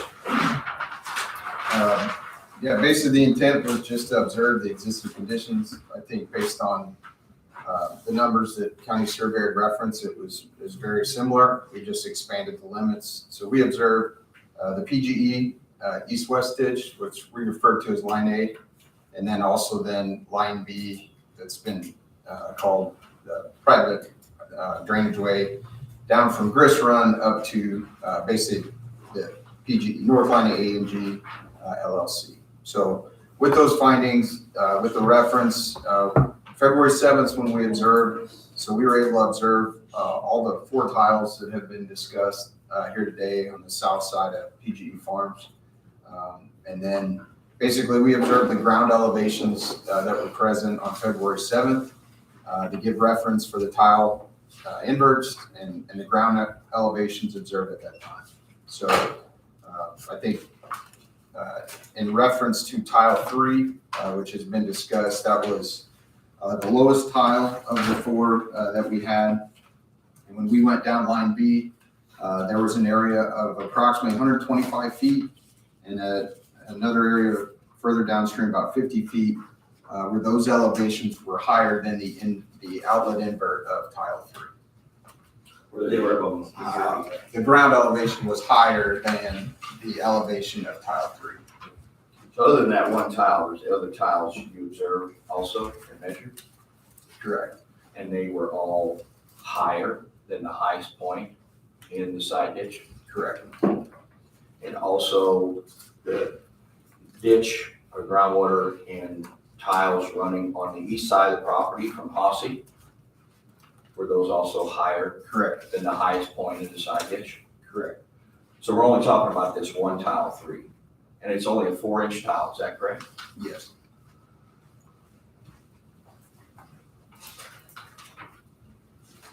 And you looked at the ownership of the property based on your observation of the needs and where the side ditch is located?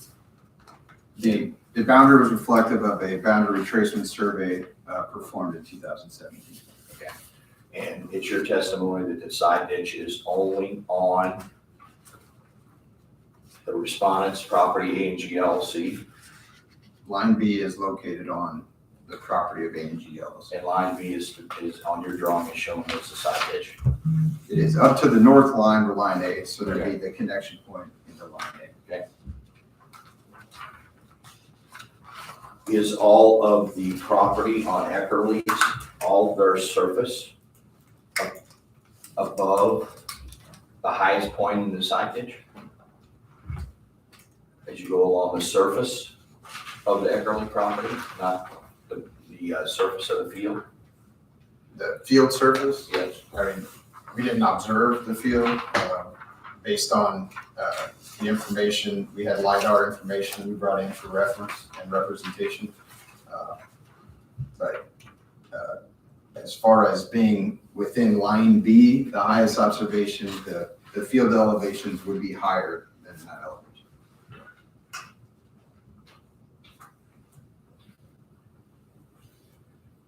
Did you come into the property, when you inspected the property, it was around February 6th? I was on site January 26th or January 27th on A&G's property. Okay. Did you see the south line of the property, Correct, which has a ditch going across? correct. Is this similar to what it looked like before he cleaned out the ditch? The third picture, if everyone looked at the third picture. And I didn't want to enter the survey into evidence, sorry. As we can call exhibit 1, and call these pictures exhibit 2. Yeah, it appears that picture was taken January 24th. So yes, when I was there January 26th. When you measured the situation with the elevation of the tile 3 and the other tiles with the highest point in the ditch, if you turn to the next picture, is that, when you came out February 6th, is that what the ditch looked like? Or closer to it? Based on our observation, my company's observation February 7th, that would be correct, yes.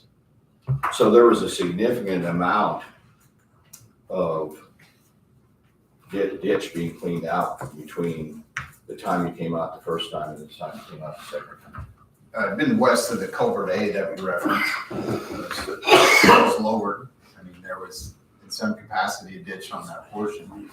Is water moving caused not just by height of the water, but also propulsion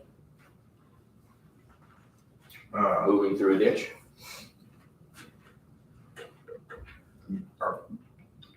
We're getting into, are you saying like water pressure? Yeah, the water coming through the ditch, the propulsion, the speed. Would that be faster with the ditch cleaned out or with it full? It would depend on your elevations, but yes, it could. I mean, these are flat elevations. I mean, it's a. So it's possible, since the ditch was cleaned out on February 6th, which is just only a few weeks ago, that water coming through that field and those ditches over time could actually possibly move some of the sediment that's in the ditch right now, the side ditch? Correct, yes. In a headwater large, or say last Friday, a few inches of rain, you're talking different rain events and hydraulics of water. It just depends on the rain. If we're talking subsurface, that's a low flow, we're just allowing groundwater. If we're talking headwater, that's actually our drainage area and the amount of water that's coming through there. So that would be a change within the channels, cross-sectional area and the slope on that as far as the velocity and the volume of water that's being carried. In the 6th picture from the front, is that the east line of the Beverly property running up towards Hossy? No, that would be the southeast corner of PGE's cultivated field located just east of tile 4 and the Hossy tile. But the picture's looking north Correct. towards the Hossy property, correct? Yeah. And the tiles we talked about, the number 1, 2, 3, and 4, are not this tile. This is on the corner of the property, correct? Correct. And that, you observed that the bottom of those tiles are higher than the highest point in the side ditch. Which tiles? These tiles that are on the end of the property. I don't have that reported, so I can't confirm that. Did you observe it? You're saying the drive culvert? I'm talking about this culvert here. This picture, on the south east of the corner of the property.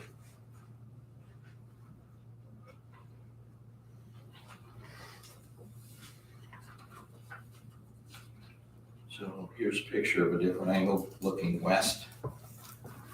The picture before, everyone look at the picture before that. Which page are you on now? Which photo? Number 5? Number 6, I'm sorry. Looking at number 6, we were on 5, look at number 6. I did not identify If I tile may, 5. sorry, Mr. Brad, if I may interject. Page 1 is this photo, is that correct? Right. Page 1 is Is the log. log picture. All right, thank you.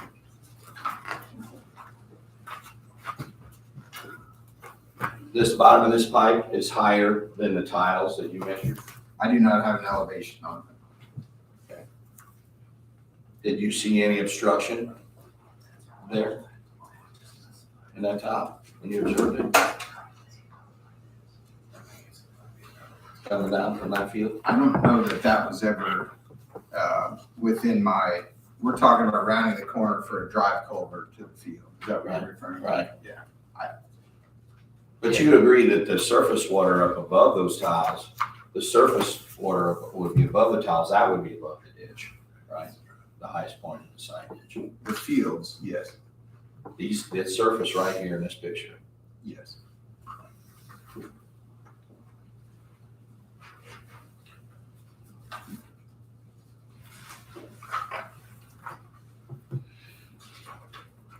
And your testimony that the side ditch is just located on the respondent's property.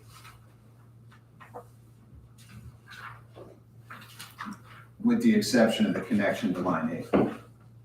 Yeah, but the ditch, the side ditch, all of the side ditch is on. So you're defining drainage as a drainage system is different than what the statute says a drain is, right? The drain says it has to be owned by 2 or more people, right? I don't think I want to define anything in the statute. So, but is this piece of property owned by 2 or more people? No. I'm just saying, Dan, yes. The side ditch is not owned by 2 or more people, correct? I'm just saying the entire side ditch, there's a point of connection, so I don't know. It touches it. Correct.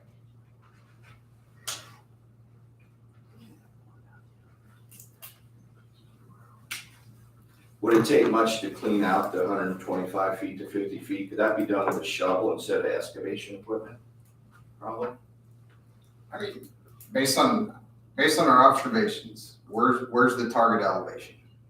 I guess, and that's, if we look at tile 3, that invert, and you take the approach to where then we're just after that elevation, take hydraulics out of it for low flow, just allow water to push, then the 125-foot section, the 50-foot section provides an elevation based on what we have today, or February 7th, may have changed since then, to where you have the opportunity to where those 2 sections can. It's only a difference of 4 inches. From the lowest point of the tile 3, which he said is the only problem, the lowest point of tile 3, to the highest point in the ditch is 4 inches. Correct.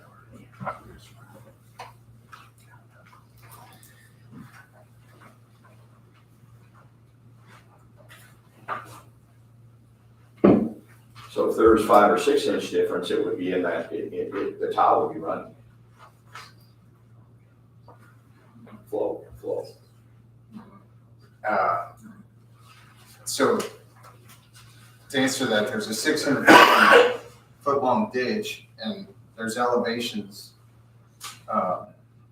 There's not a whole lot of slope that is there. So This is flat to ground. answer the question of flow, I'm not going to go on record saying yes, here it is. Here's the velocity. It's flat. It's flat. This area, this whole area, both Epperly property and A&G's property it's flat area.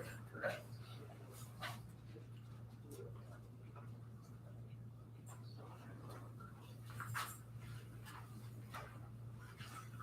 Further questions, Sean? So Brad, how are you this morning? Good, thanks. Look at my notes here, I can't even read my own writing. You indicated that the property ownership you determined from a retracement survey. Correct. But there are 2 properties involved. There's the Cheater property and the Eckerly property, is that correct? Correct. The side ditch, as we call it, it enters onto the Eckerly property, doesn't it?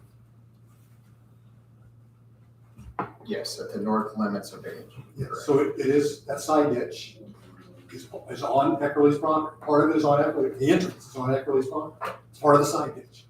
You can't have, would Mr. Cheater be able to just dam up his property line at the property line? The side ditch is also on Mr. Eckerly. Not only that, but Mr. Eckerly's ditch that's on his property is connected to this, what we call the side ditch, isn't it? Correct. So those two that drainage system is on 2 properties. The overall system. Correct. But where have you determined the problem to be in order for there to be enough fall for Mr. Eckerly's bottom tile to get? Yeah, in the vicinity, without specifying the exact, on line B, we stationed at 105 plus 00, 106 plus 00. There's 2 areas in there. So it's on the Cheater property, correct? Approximately 100 feet south of the PGE Farms property. Okay. Yeah, did you take an elevation at the point at which that side ditch enters Grist Run property in kind of the middle of Mr. Cheater's property? We did. One, we did not analyze Grist Run to a depth. It was just the connection into Grist. And we had basically there was an approximate 10-inch drop from that location. And I say that just in Grist Run, there's pieces of Grist Run that have wavering, so I'm not sure. But at that point where the side ditch enters Grist Run, you say that's 10 inches roughly lower than, or when you say 10 inches lower, is that 10 inches lower than Mr. Eckerly's outlet, number 3? Or is In it the more? Grist Run. So from the tile number 3 outlet to the end of line B, we, The side ditch. yes, basically we have 11 inches. So should that be enough fall to allow the Eckerly outlet to drain? The subsurface tile 3, Mhm. I mean, should that allow to drain? 11-inch fall, would that be enough? I mean, if it were all consistently, So, like a continual slope, you're Yeah, saying? yes. Well, I mean, at the end of the day, subsurface, you're looking for the positive outlet. And, you know, I mean, when you can get slope, you get slope, so.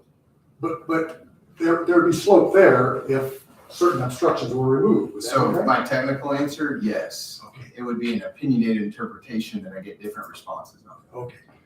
So you indicated that there is a stretch about 125 feet that is higher elevation than Mr. Eckerly's outlet? Correct, And there's another section about 50 feet, did you say? correct. 50 feet? And when you took those elevations, you took them on the top of the sediment or the silt or whatever. You didn't go down to the channel, try to find them. We did not, yeah, we just wanted to observe the ground. We did not do any exploration as far as, is there anything below, what is that? It was just the ground elevations that what we were referring to as the foul wag, the lowest point of the channel, taking observations, and we walked it. And so there's an exhibit that shows the pictures, and basically we're just recording on that day, February 7th, here's the observations that we had. And if that 125-foot section and the 50 section were sediment of 6 to 8 inches removed, would that allow that channel, that water course to flow better than it is now?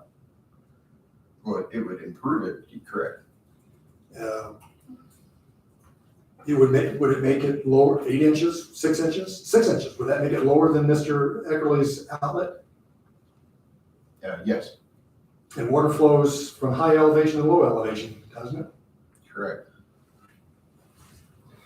When you made your observations on February 7th of this year, did you also observe a relatively new ditch cut from Mr. Sheeter's property into Mr. Eckerly's property? Did not. Okay, so you don't know anything about that? Mm-mm. I think that's all I have. So when you say the drainage system, it connects to the drainage system, that drainage system is not surface water system that you would traditionally say is natural surface water from snow and rain. It's from tiles, correct? And from snow.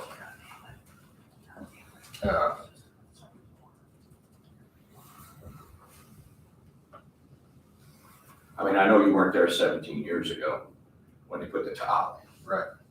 But if they didn't have any trouble with the natural surface water going down for 30-some years, and then they put tile in, and there's subsurface water coming into that ditch, that makes a difference on the natural flow of water. I mean, we're not impacting the ground elevations with the subsurface. So that would Not impacting the initial elevation, but if it was dug out to put tiles in, it could affect the elevation before when those tiles were put in. So anybody could put in a tile in any height, and you could say, well, we'll put in, it's gonna fill up our ditch, so we need our ditch filled out. Right? I mean, yes, I mean, there'd be constant modifications and tweaks on the ground surface of a cultivated field as well. I'm not Right. saying substantial, but, And tiles empty water, not just from ground surface, but from subsurface, don't they? Water, like the water table. Yeah, I mean, the surface that we're talking is not fed by any surface water. This is strictly subsurface on the tiles. With the exception that, Hosties we have that they're collecting their system to get down through to line. But this area here that runs to the side, that's not like Hossy's property where it's higher and surface water. Correct. This is subsurface. Yeah, I mean, our subsurface is whatever our soils are infiltrating. And I'm like, these guys know their fields better than I do, and they each know each other's better. So I'm not sure, as far as the rates and the soil types that we're going to get. But that's all our subsurface is, is just getting our infiltrated water. And then, yes, if there is any groundwater or high water that would come up, that's what our subsurface is. Right. So water doesn't always come just from the surface. It can come from down below too, right? Correct. No further questions, Your Mr. Brad, I don't know if you were here in the room earlier, but if there was testimony that after Mr. Eckerly put in his field tile system in 2007, the field tile system worked as it was designed, drained his fields, kept water from standing in his fields, kept water from standing in the ditch and the side ditch until about 2019. Does that suggest to you that there's been some kind of change that can be corrected if it were working in the past? In our drainage ways, there's continual change. So, we have documented February 7, 2023 observations, and I guess the best thing we could have is the ones from 53 years ago for reference. We don't, right? So it's saying, but every channel way is going to change in some regard, whether it's just through surface flow and doing, through erosion or accretion, or if it's some vegetation in the form of trees or something that may impact it. There's a lot of factors. In our cultivated areas, we get during harvest time, we get, or even this time, you can see it. There's a lot of debris coming from our fields that can be a factor in impacting that. So, there's no such thing as a maintenance-free drainage. There's something, regardless of the type of system, whether it's surface, piped, or culverts, we always have maintenance. So whether it's a neutral drain, a regulated drain, a natural surface water course, whatever, it requires maintenance. These drains require maintenance Yes, in order for them to work. Yes. Because nature changes the elevations due to erosion and slumping and debris falling into it or washing into the drains. They have to be maintained, don't they? Yes. In order for them to work as designed. Indiana code references for regulated drains, it discusses maintenance in that regard. So I don't think that was it was set up for a reason to accommodate. That's all I have. But what people do can affect the maintenance of a drain, moving of tile up or down. Correct.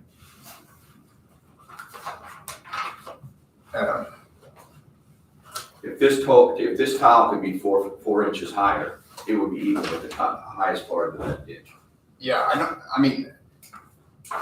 my engineering judgment, the flow on the subsurface from this field, it's not a large amount. It's all just elevation pushing water. It's not a culvert that's conveying the water. It's a subsurface drain to it.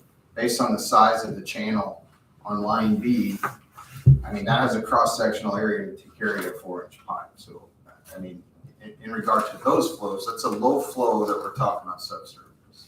Subsurface is no different than in our roadway systems. We have under drains. A lot of times under drains are tied to curb inlets. What happens? It rains, our curb inlets filled with water, and we surcharge all our under drains, and over time it comes back out. It's just there to pull out our low flow. No different than our subsurface. Thank you, Ms. Brad. I'd like to call Jeff Sheeter.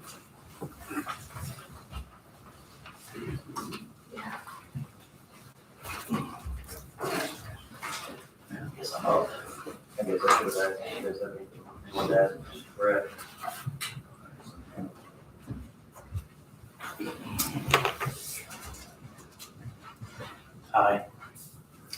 I'm like everyone has to remind me. You got your right hand raised. You promise the testimony you're about to give will be the truth, the whole truth, and nothing but the truth. I do. Thank you.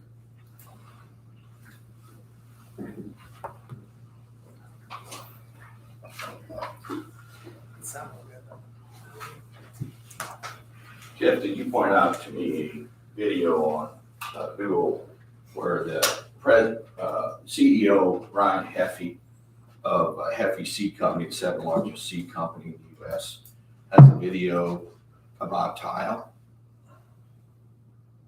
Oh, yes. And it's a copy of that video? Mm-hmm. Yes, one second. I'm gonna show you a small part of the video, not the whole video, just the last part. I'm trying. If I can see it.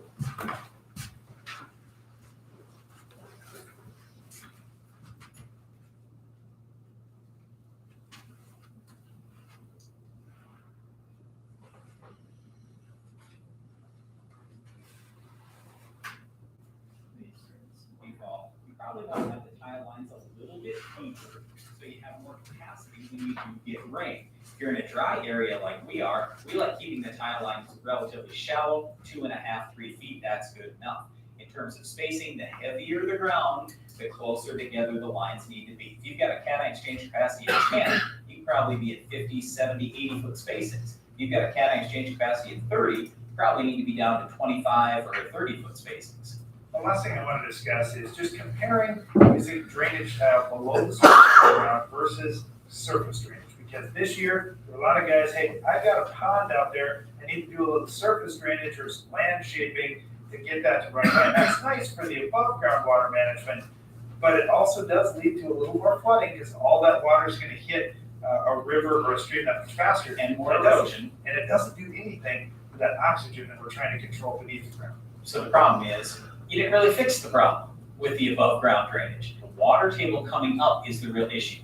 That's why you use tile. And also, just keep in mind, the tile doesn't run if the water table is below the level of the tile line. So like on our farm, my water table is below 3 feet, tile line never runs, it's awesome. But in those circumstances, like here in 2019 in the spring, where the water table came above 3 feet, it got to 2 foot depth or 1 foot depth, now my tile line runs. Well, there's a lot to know and understand about tile, but the simple fact is it's going to help you improve your yield and improve your soil microbial life. Plus, it's a good thing for the environment.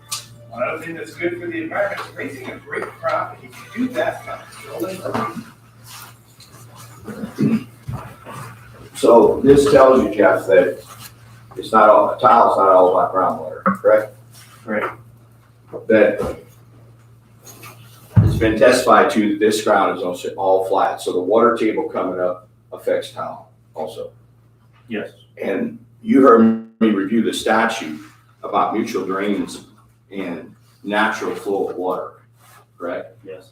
And you agree that this is not a mutual drain, first of all, that the side ditch that is pointed out as line B on the exhibit is only on your property and not on the property. Correct.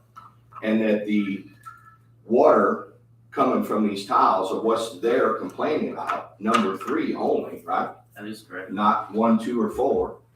Right. Not the tile that's runs from Hosse's, the big tile that runs from Hosse's property.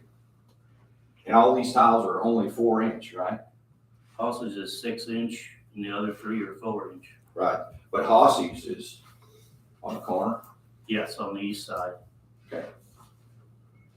And that's not the ditch that Brad indicated there's any impediment on, correct? He already indicated tile 3. Tile 3. And I'm gonna have you go through these pictures. Everybody's got a copy of these pictures because you're the one who took them. And I'd like you to explain to the board what's been happening with regard to this property and what's not been happening. So this was logged roughly when? In August and September of 2019. That's the first picture there. You can see some of my comments on it. It was one of the last days of the logging. Okay. former sawmill did the logging. Okay? And And did they get a hold of the Department of Natural Resources? I cannot answer that. We'd have to ask a representative from, Is he here? he's here, I think. And, to your knowledge, was there any problem with any of the logging and accumulating any debris in that ditch as far as drainage? No, And when you look at the second picture, January 1st, 2020, yes, is the property, that is correct. That's the east-west ditch line on the south line. and that's the ditch that runs down to the line that goes across the south side of his property where that third tile is, they're talking about? Is Yes. that not That's the the other? same ditch. Yeah, but the tile closest to this ditch is not a problem, correct?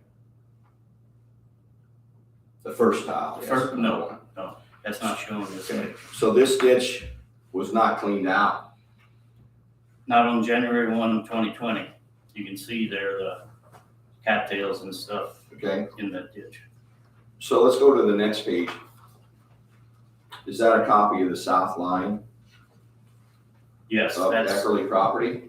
me standing on the west end, looking to the east The corner of your on the property? side, yeah, the corner. And that was taken on January 24th, 2023. And that's, let's see, this was filed November 28th, December, January. So this is a couple months after they filed this petition for you to remove debris from your ditch, correct? Yes, And then the next picture, February 6th, there I'm standing on about the same place on the west end, looking east. And that's the south edge, the south line of Eckerly, where it meets the north end of Sheeter property. This is showing the ditch was cleaned out. And to the left of that, you can see all the dirt piled up there. on the Out left in the side of the field, ditch. on the left side of the field. That was all dug out of there on February 5th. Okay, and since that time, is that, any of that soil, and there's a significant difference there before and after, right? Yes, And was any of that soil been netted or seeded or anything that you could observe? not that I could observe, no. And you looked at it Yes, since that time, yes, even as in the last week? correct. On the next page, is this looking from the other side of the property along the same line? This is I'm on the east side now, facing west. And that's the south ditch of Eckerly property and the north ditch of Sheeter property. Okay, and that water running up to the right, that's coming from the Hossey property, That's coming Right. from, closest to you? yes, that goes up through the Eckerly property, side of the ditch, and connects Halsey's ditch up there where his field tile drains in. Okay. And then that was in January before the ditch was cleaned? That is correct. And then on the next page, they went and cleaned the ditch. That is correct. And then the next page shows that corner, that southeast corner coming down from, water cut would come down from the Hossey property. That is correct. And it's your understanding and what you've observed after rains that this maybe only back up for an hour, few hours, and then it goes down below the tile? Yes. Depending on the amount of Yeah, rain. this is not one of the 4-inch tiles we're talking about. This is a 6 or larger. This is where Eckerly gets to his field of this 10-acre patch that we're, But the ditch really looking discussing. up, you see water, a little water sitting in there, yeah, just a little bit. There's no water running out of the tiles yet. There's water sitting in the field in there. And the next picture, February 9th. this was up that same ditch further north. Close to the property line of Hossey and, Yeah, Eckerly. PG, the policy line, there's those concrete blocks in that ditch. Okay. And the bottom part of that is Eckerly ditch. okay, That was on February 9th. so there's a bunch of debris in there also. February 9th. Yes, And they cleaned the ditch when, on February 5th, on the south line? They- Around February 5th? they cleaned the ditch on February 5th. I think he also cleaned this part of this ditch on February 5th, but it didn't go all the way up to the Halsey Okay. property. So he cleaned out part of the ditch, but not all of it, and that's what the next two pictures show. That is correct. The next picture shows, on your small pictures, there's a little black circle up there on the very top. I got a bigger picture here if you can't see that, but right under where I got PGE tile, there's a little black circle there. That's a tile coming out of his east field into this. Okay, we're still in the same picture. The one you're talking about. It's got the concrete blocks at the bottom. Is that correct? Yes, Make sure they know which picture you're talking about. Everybody got that? So we'd be looking south. you're correct. The next picture? This again is just showing Mr. Eckerly's tile there. We are looking south again. On that east line up by Hossey's. Yes, This is not the south. This is No. not the south line, correct? and that little black circle I got there is actually showing Tile. that tile coming out there, and I think that might be a 6-inch tile. And from there north, the ditch isn't cleaned out up to where those concrete blocks And are. so the next picture, it says March 2nd. That's a little south of those concrete blocks. Yes, So we're still on Eckerly's property, right next to Hossey's property. They haven't cleaned it out, have they? this looks like a bunch of corn stalks from when we had that 3-inch rain washed in there, and that's the way it is. Okay. It was then. And then you're going through and showing each tile that there's no issues with the tiles on number 4. Oh, yes, that's tile The number next 4. page, and what, and Mhm. where's that located? That's on the east side. This is actually Halsey's tile. It's a 6-inch green tile. It's a solid tile there. I think they put in toward the end of the creek so the tile doesn't sag down in the creek. This is more of a stabilized tile, like a Is this- regular this is PVC one- pipe. This is one of the 4 tiles that Brad looked at. That doesn't have, that's, the bottom of it's lower than the highest point in your side ditch. Correct. Correct? Yeah. And then here's 3, the one that they say they have an issue with. No, the next one should be Tile still 4. tile Oh, 4. I'm sorry, tile 4. Okay. This is still tile 4. Does this happen after a 3-inch rain? This was a 3-inch rain. This is the next day? This was on Same. February 16th when I took this. We had the rain the 15th and the 14th combination there that night. And the next morning, 3-inch rain. Okay, This is Halsey's tile. You can see there, the top part of it looks like maybe an inch or so out of water. Okay? Okay. Then if you go to the next and picture, that was at 10:49, that was at 10:49. and the next picture's at 12:01. Same day, yes. And it's still Halsey's tile, still tile number 4. And now I'm gonna guess that that's half full, half empty, whatever you wanna. And then the same day at 3 o'clock. At 3 o'clock, so basically 4 hours later, that tile 4 is completely out of the ditch. And you can see how much water is actually coming out of there.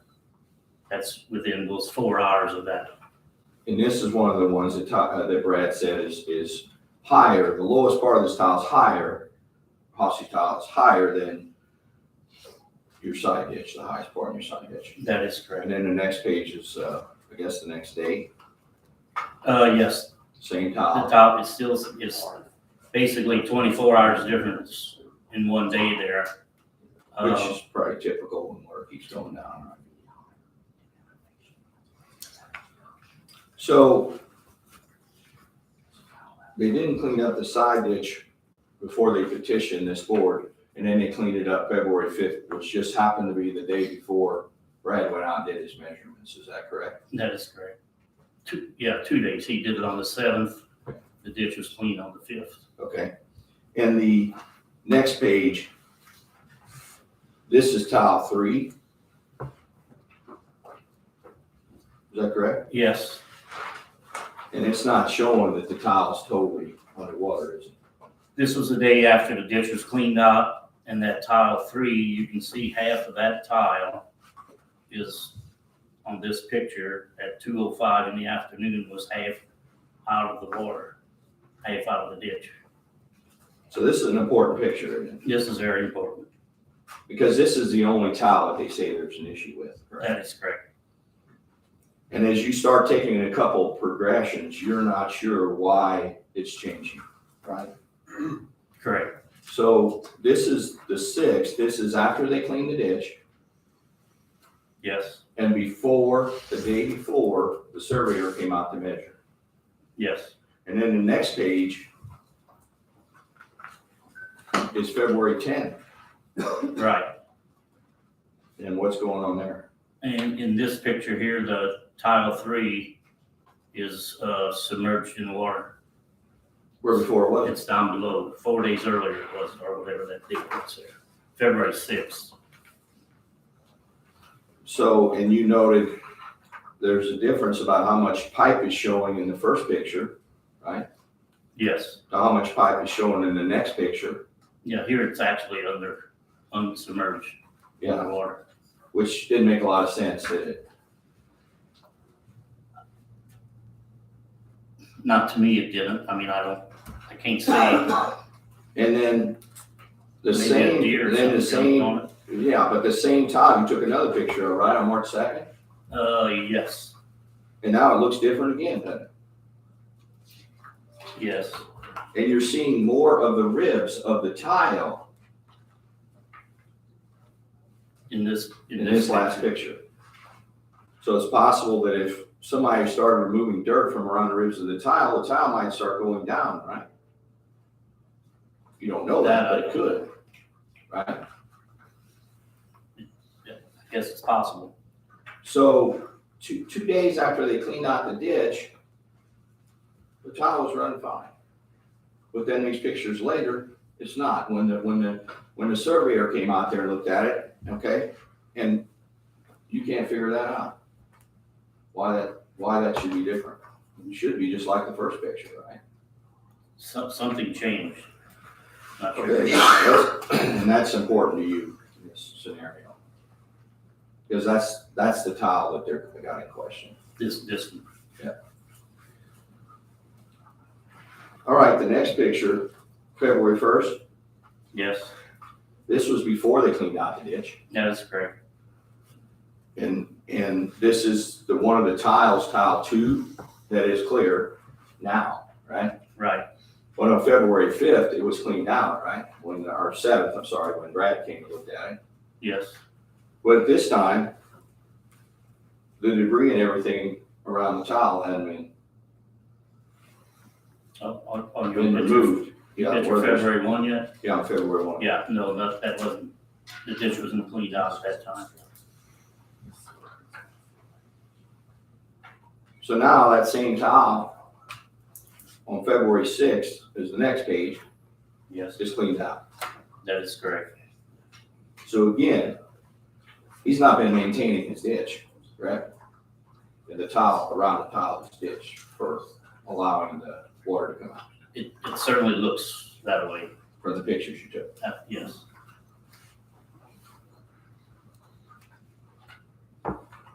And then the next picture is tile 2. Yes. After you got a rain, Mm-hmm. 15 or whatever that rain was. Is that correct? Yes. So the tile goes underwater a little bit, not significantly.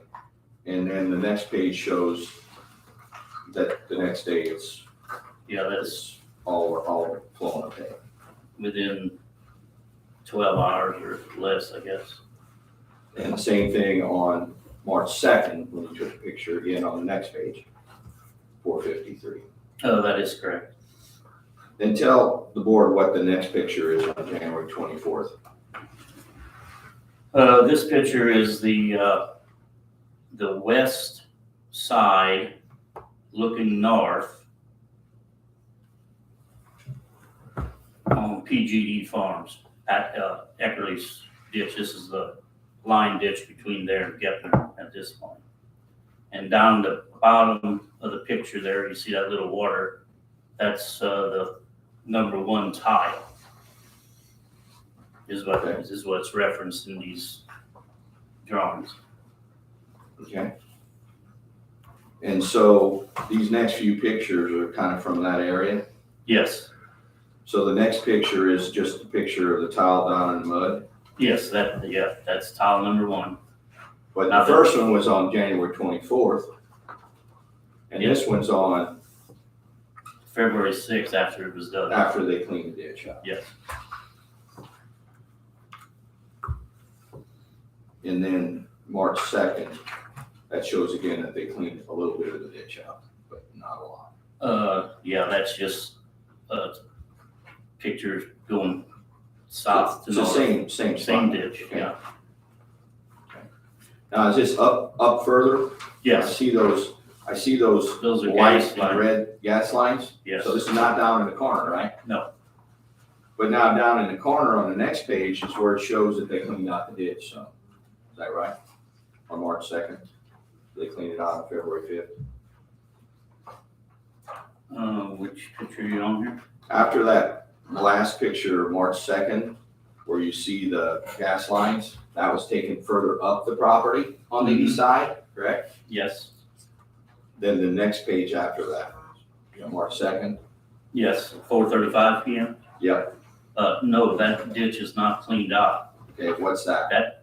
That's PGE ground on the west side.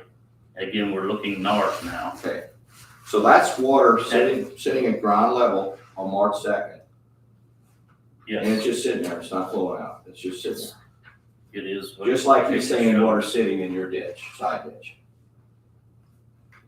I guess you could say that.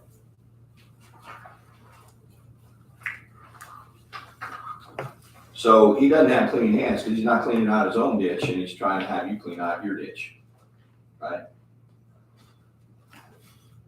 I guess. I mean, these I guess pictures you could show say that he's not cleaned out his ditches. Right.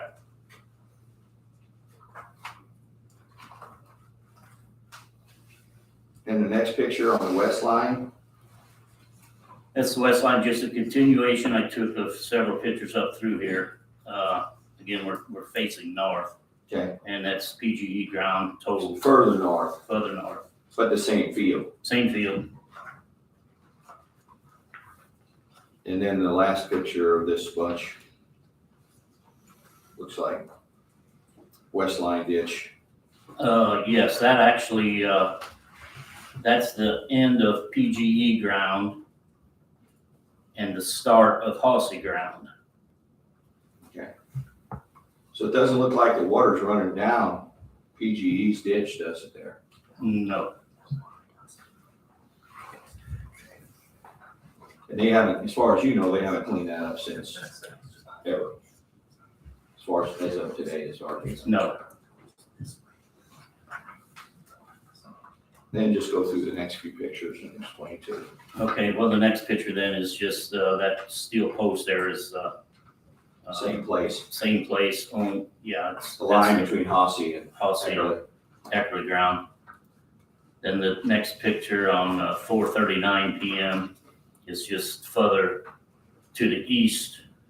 PGE ground on the left, Hossey ground's on the right. That's their connecting ditch. And then on 4:39, actually, I must have been pretty quick with my camera there.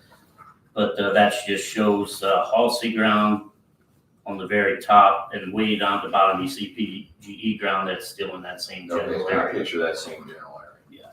Yeah. Okay? Next picture. Then the next picture is all Hossey ground facing north, which goes out to 400.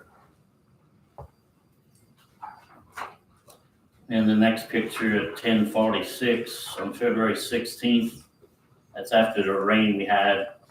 And that's also after the ditch was dug out. We're back on the south line running east to west on Eckerly Farm. And that's the next day. next date, and that's After the the, rain. yeah, the ditch had been dug out, and that debris around there is the dirt or the muck or whatever he cleaned out of that ditch and put up there in the field. So next picture, you're showing you got your drain there, over in the upper right corner, Yes, and that's the mud and stuff they took out of the ditch? yes, And they didn't net it or seed it, that you can see. no, So it's very probable that that will go back into the ditch if they don't do if something. something's not done, yeah. The next page is the same thing, Yes, that's just showing the cleaned out. and that's pretty much all the way along there, which the next picture shows on March 2nd. So those white, Yes, there's a white ground, so that's right before going into the ditch. correct.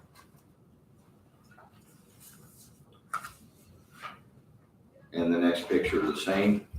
Next picture's pretty much the same, just showing the dirt that was taken out of the ditch. And then the next picture is your side ditch. Yes, this is a side ditch.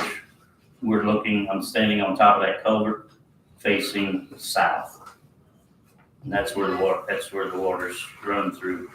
So is this water running most all the time after it rains? After it rains, it runs all the time. So when they indicated that there's water sometimes sitting in the ditch, that's not a time that it's been raining recently. So it's just sitting there not moving. Yeah. Next picture, same That's- thing. Yeah, that's just further down that side ditch where you see it flowing.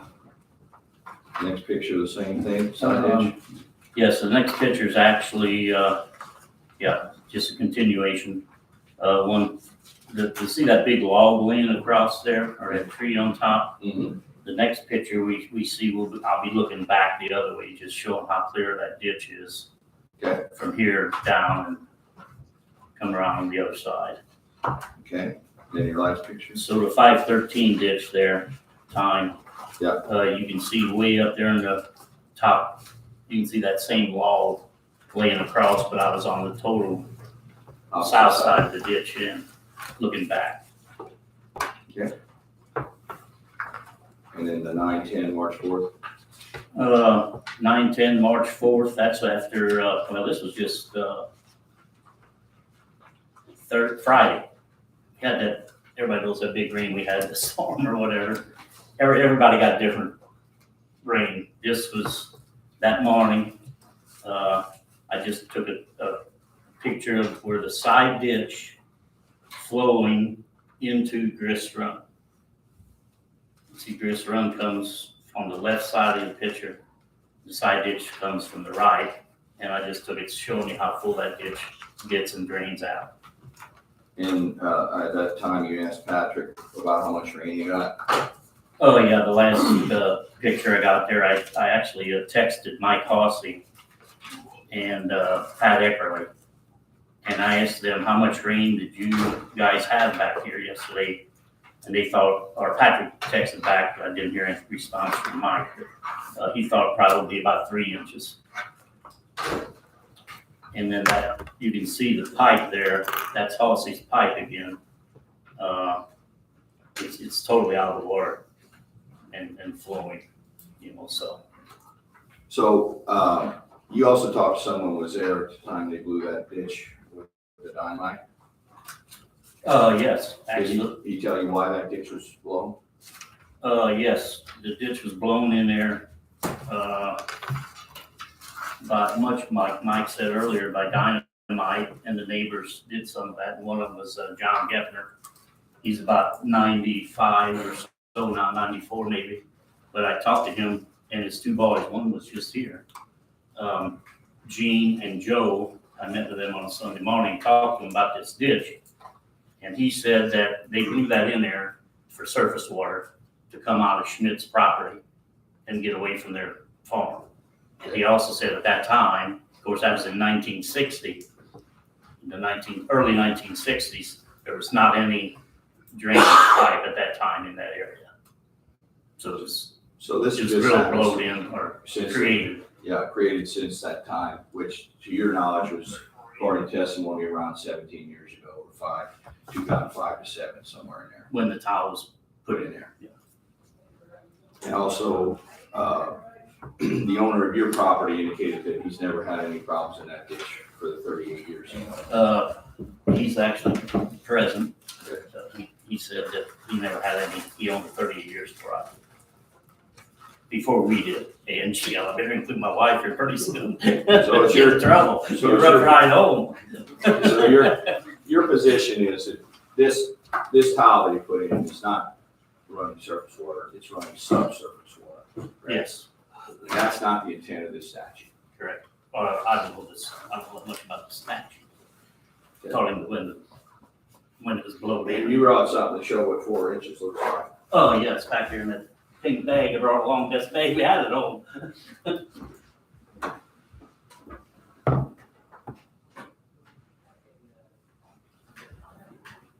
So this is, the pipe's 4 inches, right? And this is 4 inches. That's correct. So this is the amount of sediment above the lowest pipe.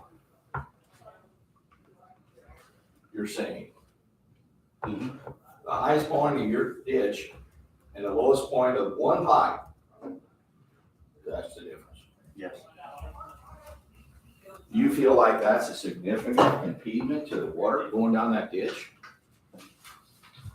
I don't know. Because the water runs all the time. If you go down there anytime you want to, and there's water running out of it. And when it gets real dry, there's puddles in different places, Then the right? whole ditch dries up, all the ditches around there do. And, I mean, you show a picture of Grace Run, there's no problem, that's a pretty big drop going from the top of the south line to Grace Run, it's like a foot or so drop, foot and a half or something. I don't have a measurement on that. I mean, Did Brad do a measurement for you? he mentioned something a while ago, it might be 10, 11 inches or something like that. It drops. This is a significant drop from the top side to the bottom side. Yes, Enough where propulsion from the water should push it if it was natural groundwater. I would think it would push it through, whatever the So proper term is. you heard him talk about the network system. Yes. So what do you think he should do? Well, what I would think if it's only 13 feet of existing pipe, that we're talking about really where the problem is. It's not the long pipe running east to west. It sounds like it's this 13-inch pipe, 13 foot of 4-inch pipe running north and south. I think that should at least be checked into to see if that just can't be raised somewhere. Maybe just move it 3 feet to the left or 2 foot to the right, and you can raise that pipe and it should work. I would think it could work fine. What was it? Because the pipe number 2, that is just to the west of that a little bit, is out of the water 3 inches. And again, it's your testimony that this is, they're not petitioning you to remove sediment from surface water. They're doing it because of subsurface water. Yes. And I know that you're extremely adamant that they don't have jurisdiction and they shouldn't be able to move dirt out of your ditch under the jurisdiction, the fact they don't have jurisdiction, and the fact that it's not a significant impediment of water. But if the board would find it, for some reason that you would need to remove some dirt, you feel like that could be done by you with a shovel without getting the stuff in there, with Yes. 125 feet, 50 feet. Yes. Because you agree with Brad that it's only 125 feet we're talking about, right? Yeah, according to his. Okay. But you feel that also this tile, and this is flat, you heard Brad say it's all flat, that this tile problem could also be the water table, since that tile is lower than the other 3 tiles, right? So it's not necessarily surface water. I wouldn't think so, no.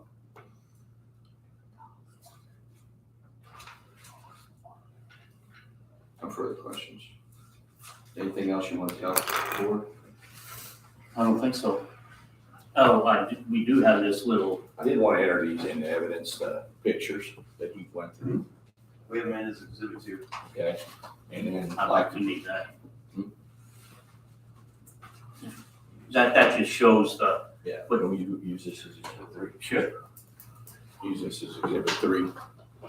Help you see where the field is. I can explain that if you need a little bit more.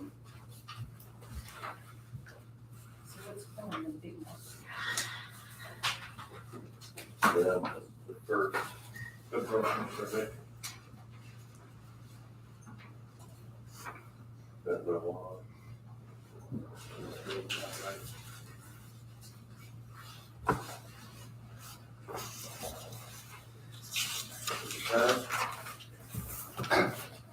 Mr. Eckley, Mr. Sheeter, how are you today? No, I'm pretty good. Good. Mr. Sheeter, you would acknowledge that, what we call the side ditch, that opens up into Eckerly's property. Eckerly's property opens up into that. They, yeah, his water runs across Yeah. that private ditch. So that ditch runs out into Eckerly property. No, I don't think it does. It doesn't, I think the line there, it ends in Eckerly property? no, it ends at the property line.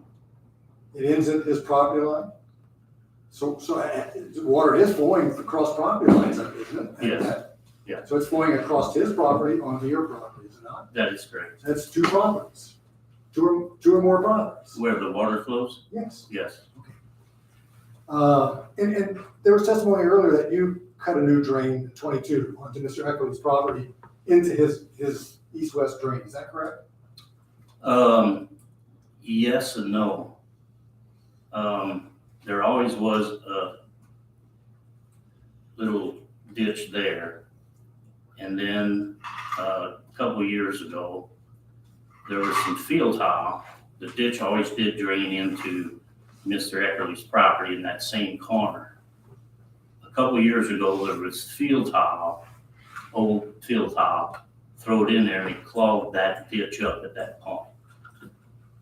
So in order for my water to be let go again and down into that ditch is why that ditch was dug. Okay, so that ditch traverses your property and Eckerly property and then flows west to go to the side ditch. It always has. Yeah, well, Even before the So- new so ditch they- wasn't created that for that. but these ditches traverse over at least two property owners.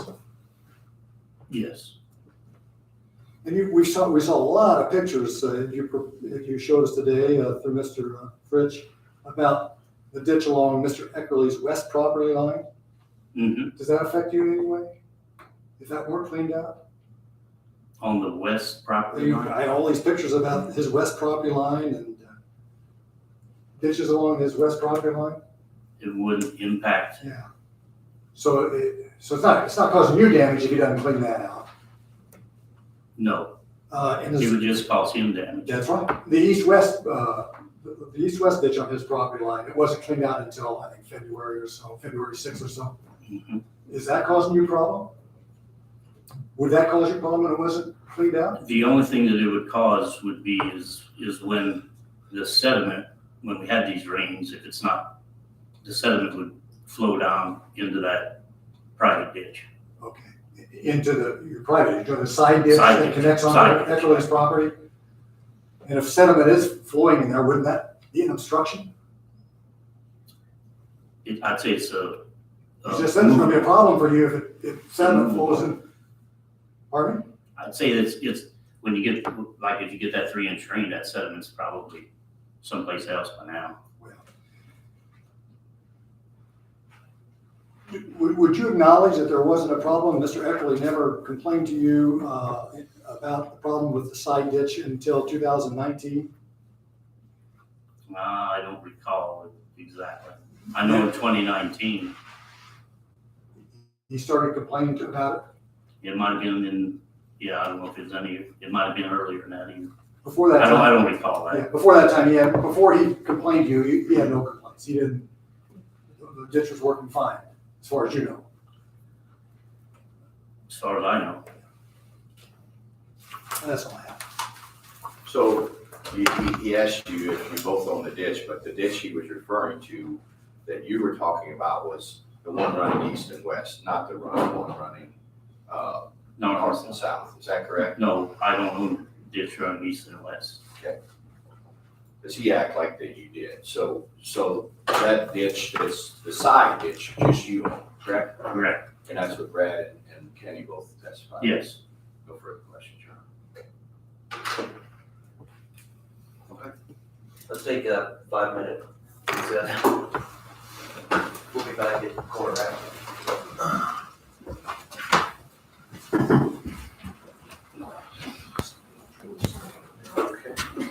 How many more people we got? Just one, I guess. I will give you 5 minutes.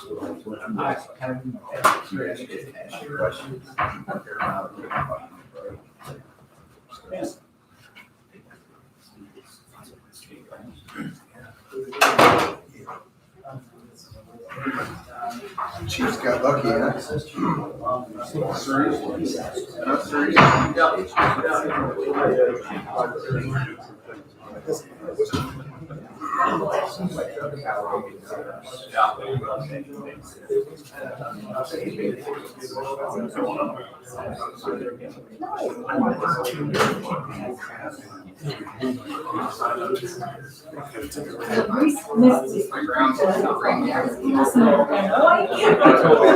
is mommy free part now.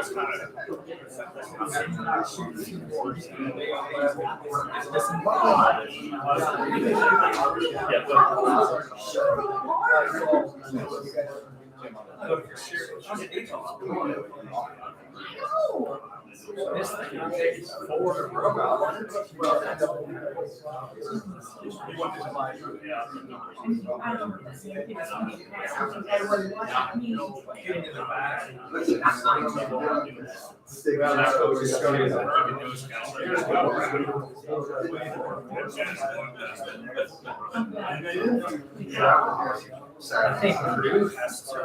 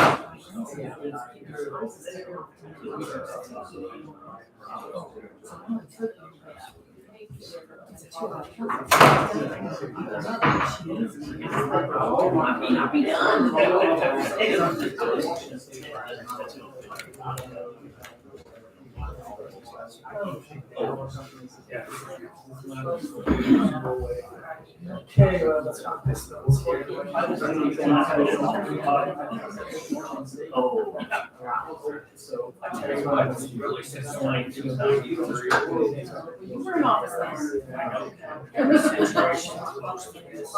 So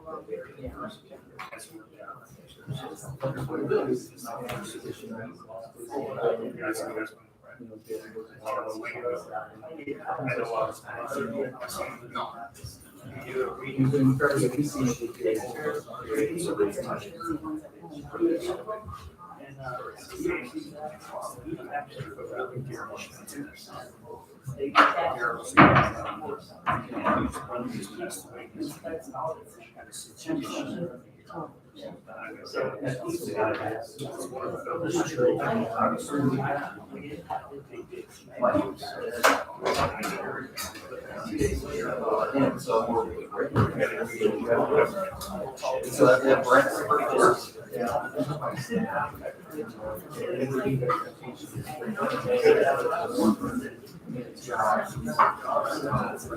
thing is, 10 minutes, 15 minutes after this is over.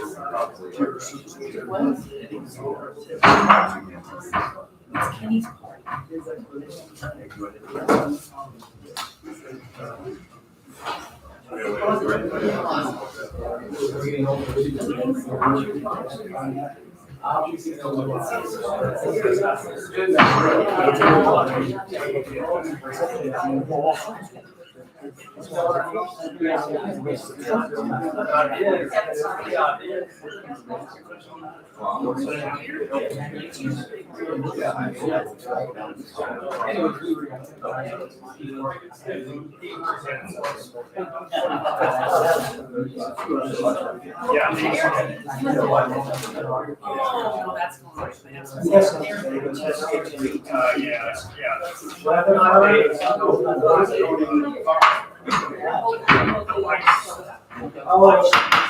Call this meeting back to order, hearing.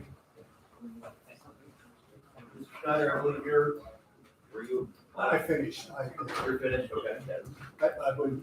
Yeah, I'm calling that Tim Warner. Okay.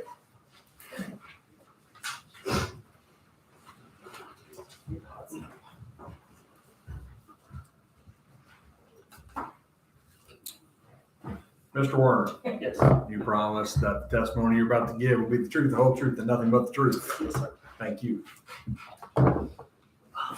Tim, you timbered some of the property on Jeff and Denise's land back in 2019, was it roughly? Correct. And how long have you been timbering property? 10, 12, something like that. 2010 or 12? Well, no, I mean like 10 years old. Oh, since you were 10 years old. How long? 45. 45, 35 years? Yes. Yeah, okay. I was gonna say. And so you get training for cutting timber, for make sure that the property's kind of left in a situation where there's not a lot of debris and not a lot of clogging ditches and things like that? Yes, it's every 3 years we are required to take what's called BMP training. It's best management practices. So it's every 3 years, and just one person out on our crew has to do it, but I send my whole crew, so everybody's on the same page. We take that every 3 years. Dwayne McCoy instructs that. He's from Indy. So yeah, with we the are. Department of Natural He Resources. is with the Department of Natural Resources. His title is timber licensing, timber theft cases, and this BMP program. What they do is he audits or inspects 10% of the state sales or classified forest sales that get logged in Indiana. So And do you follow those guidelines? yes, And did you follow those guidelines when you timbered Jeff and Denise Shooter's property? yes. Did you see any issues as far as downed trees, limbs, debris, anywhere close to the ditch that we discussed, you've heard the discussion today? I met with Pat. Okay. And we walked the ditch together. Okay. I asked him what his concerns were. He pointed out a few things. I had a conversation with him that debris that's there doesn't have a chainsaw mark on it or a saw mark.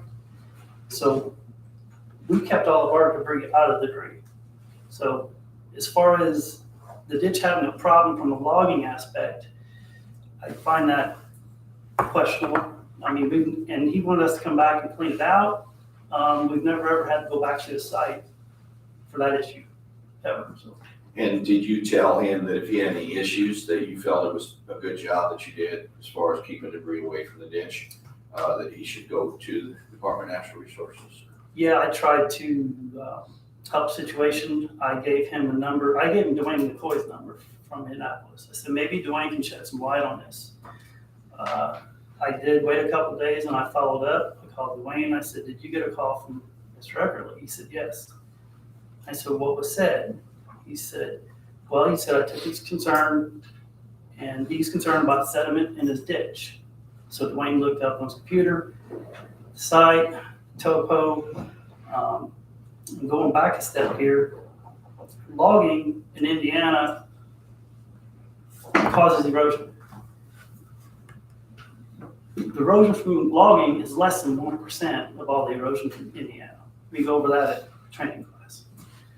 So I asked Dwayne what his response was to Mr. Eckerly, and he, after looking at it on the computer, and he said he informed Mr. Eckerly, he said if there's a sediment problem in the ditch, the sediment is coming from your farm fields to the north, draining into there. That was his response to Mr. Eckerly at that time. And you did, like you said, you didn't see any markings on any, you walked the ditch with him. Correct. And when you walked the ditch with him, he had pictures, but he never could point out anything on there when you walked the ditch. I asked specifically where the pictures that he had, if he could point them out. He did not direct me in certain areas and say this picture was from here. He just pointed at certain things and said, that's a problem. That's gonna be a problem. But again, it was not from us doing the logging process.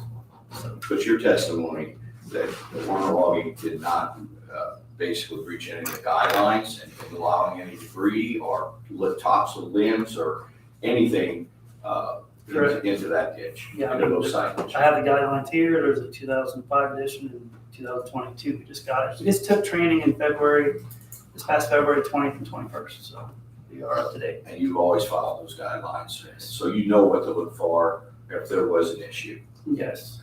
For further questions, Your Honor. Thank you.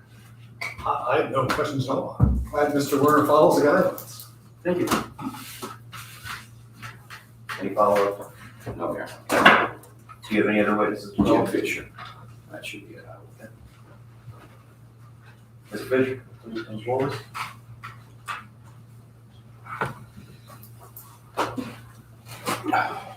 Jim, Mr. Fisher, do you agree that the testimony you're about to give will be the truth, the whole truth, and nothing but the truth? I do. Thank you.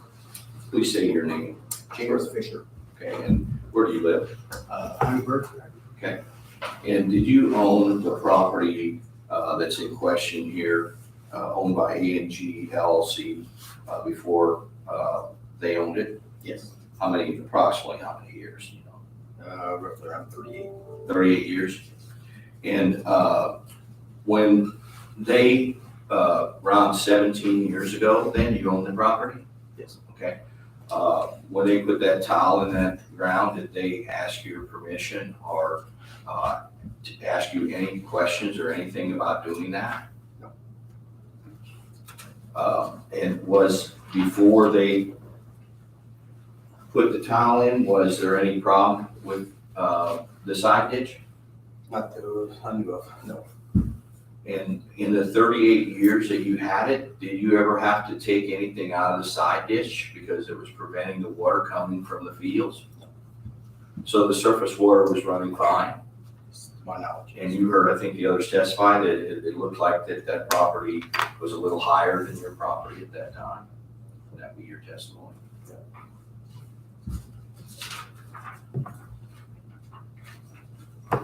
I don't have any further questions. I have nothing.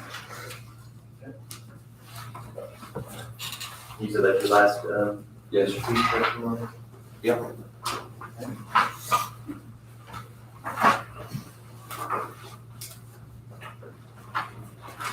So that would be the conclusion of the hearing, Mr. Snare? You can entertain Could I make closing comments and remarks from each side. Yeah, to please the commission or the board, the petitioner's petition is based upon the belief that this drain system is a mutual drain. We've heard testimony by one of the individuals who was actually on site when it was done. He testified that it was by mutual agreement of the various landowners that this ditch was blasted out with dynamite. He assisted for 3 days, I believe he said, in removing the debris in order to create this mutual drainage system that drained not only his property to the north, but also property owned by the petitioner and also the property now owned by Sheeter. That's a mutual drain. Now, mutual drains, as all drains, they require maintenance. Regardless of what the reason is, they do require maintenance. The statute under which we brought this particular action provides that whether it's a mutual drain or a natural surface water course, which is a ditch that receives water from rain and melting snow, whether it's either one and it becomes obstructed, then you have the obligation, if you find that there's a serious obstruction causing damage to other people's property, you have the obligation to take some action. And I'll show you the statute. You have an obligation to take some statute. If the obstruction is caused intentionally by somebody, you can make that person pay the cost. If the obstruction is not intentional, but it's a mutual drain serving various property owners, then you can assess the cost to the various property owners who are benefited. If it's just a surface, natural surface water course, and the petitioner asks for it to be cleared, it's the petitioner's expense to do it. If you find that it's obstructed and that it's causing damage. We believe the testimony is pretty clear in this case that there is an obstruction, perhaps not a serious obstruction, but it's an obstruction between 125 and 50 feet long, 2 sections. You heard Mr. Brad Eckerly's testimony, which needs to be removed. It's causing serious damage to my client's property. His tiles that were installed and designed to discharge into that mutual drain are no longer working because of the obstructions. The other thing is there's a great deal of argument being made today about, well, this is subsurface water versus surface water. This is a mutual drain, and a property owner is entitled to a property owner who adjoins a mutual drain is entitled to discharge water into that mutual drain. Granted, he's not entitled to require everybody else to change their elevation unless they do it by consent. But this mutual drain and his tiling system worked fine for 12, 13 years. For whatever reason, it got filled up with sediment. Maybe it got filled up with sediment because it was washing from his property. It doesn't matter what causes the obstruction. If there's an obstruction in a mutual drain, you have an obligation as a drainage board to order that obstruction removed. And that's all we're asking for today. It's just to follow the statute. Mr. Fritsch gave you several copies of the statutes. I'm going to give you some that perhaps will assist because the statutes are varied and there's a lot of words in them, but I try to highlight what is relevant. See if I've got one. I'm sorry, I don't.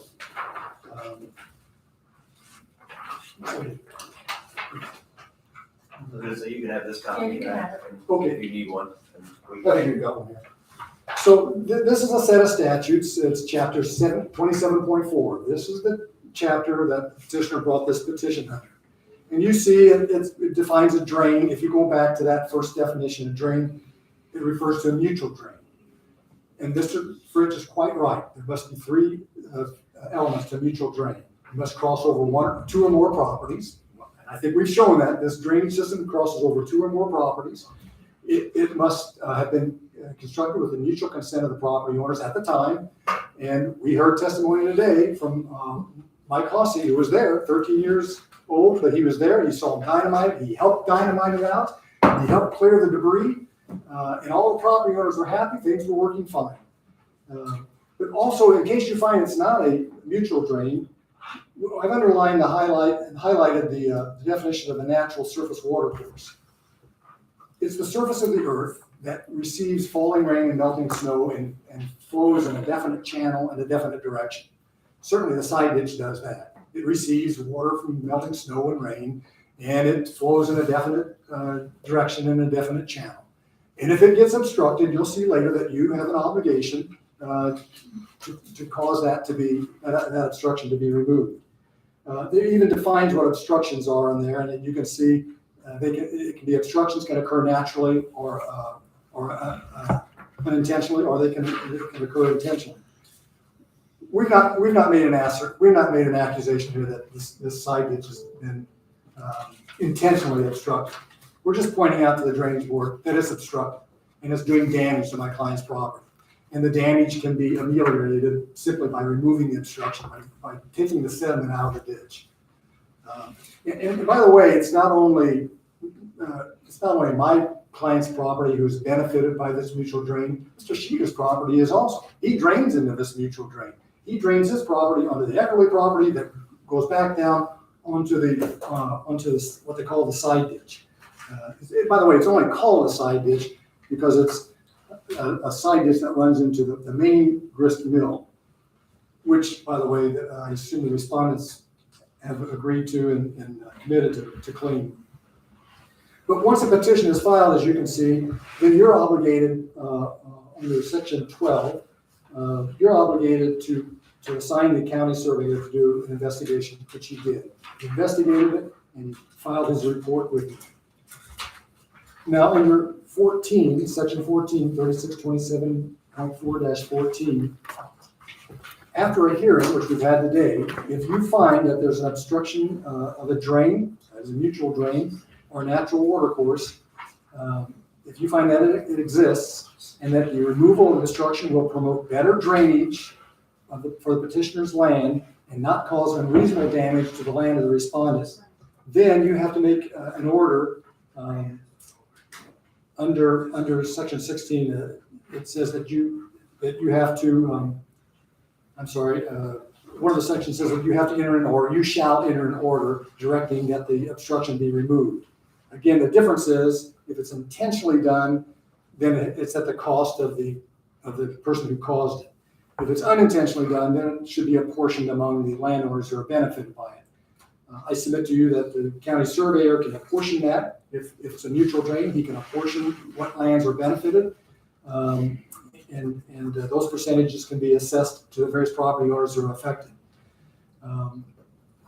If it's just a natural water course, natural surface water course receiving, then it's my client, my petitioner's obligation to clear that out, and that's his cost. But you have to order that it be done and that it be permitted to go on the property to do it. Either him or somebody that you hire, and he would pay.